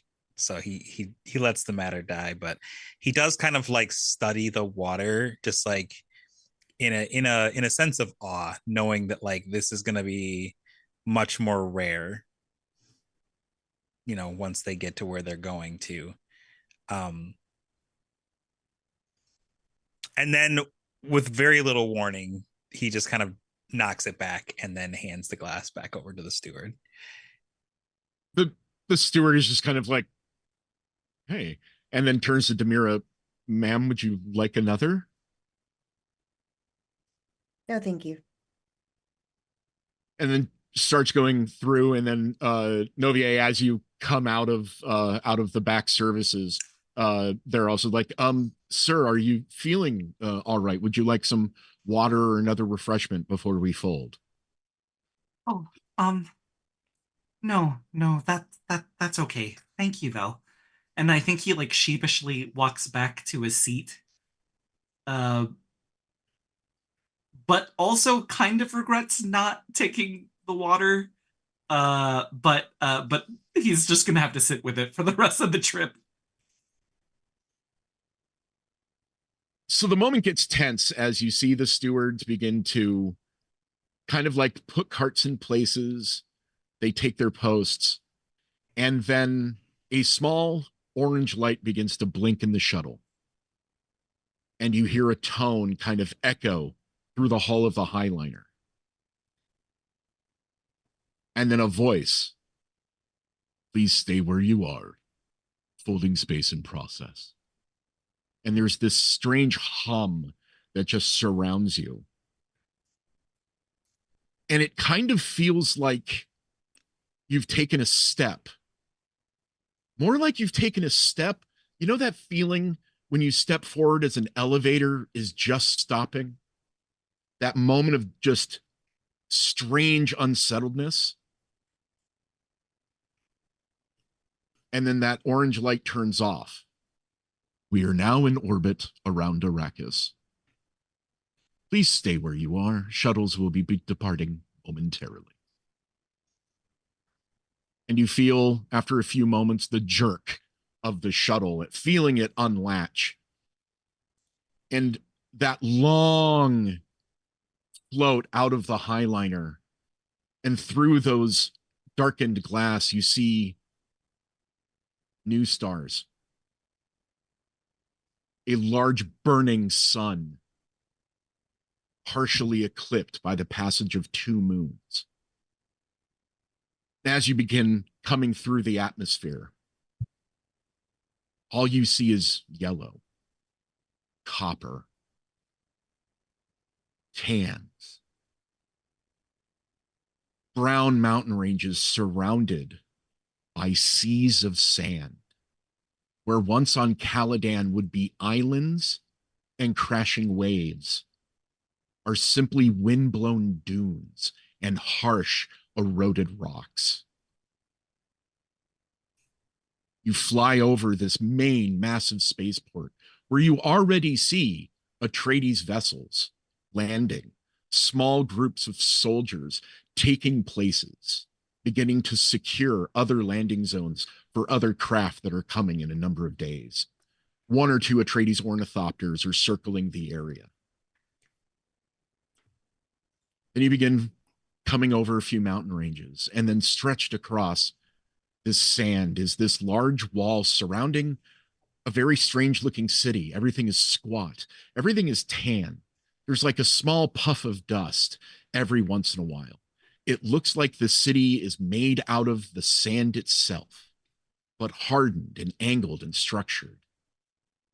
The shuttle takes one lazy turn around the city of Arakeen, and off in the distance, you see much taller than the city itself, the Residency, this pyramid-like building, and in the distance, a courtyard with 20 palm trees lining it. And the shuttle steps down very slowly in a landing pattern. And you feel the suspensors click in. We have arrived at Arakeen Spaceport. Please leave your seats, gather your belongings, and step down onto the loading pad. And you see the group of people, and you all grab your things. The moment that landing pad begins to lower, the heat is stifling. Your breath catches. Your mouth is immediately dry. Small particles of sand start just itching at every piece of exposed skin. And as the landing pad gets lower and lower, as your face comes under the hull of the ship, it is bright, brighter than anything you have seen, except for a burning sun through some sort of looking glass, or staring into the purity of a fire. The whole world around you is lit in yellow and is burning hot. It is immediately oppressive. And as you step off that pad, even though the spaceport is large and pavemented, you feel the crunch of sand beneath your feet. Dust is accumulating already in some small pockets of your clothes. And you have landed on Arrakis, the desert planet. And we will find out what happens. Episode 2 next week, March 20th. Thank you for watching Desertfall. And honestly, I cannot do this game without this glorious cast. So please, as we go around the horn, as we're ending, playing Sister Demir Azul, Urahime, where can we find you? You can find me on social media at UTAHIME, Utahime Cosplay, pretty much everywhere, except on the app formerly known as Twitter. You can find me at Brianna DeCoster there and see what I'm up to. Playing Sister Lyra Dune, the fabulous Cynthia Marie. Where can we find you? Yeah, you guys can also find me on my social media, most platforms at Syndancer, except for Instagram. Instagram is Cynthia__Marie. Fantastic. Heading over to my bottom left here. JPG playing Novier, the Atreides steward, and it turns out also an assassin. Where can we find you, Chief?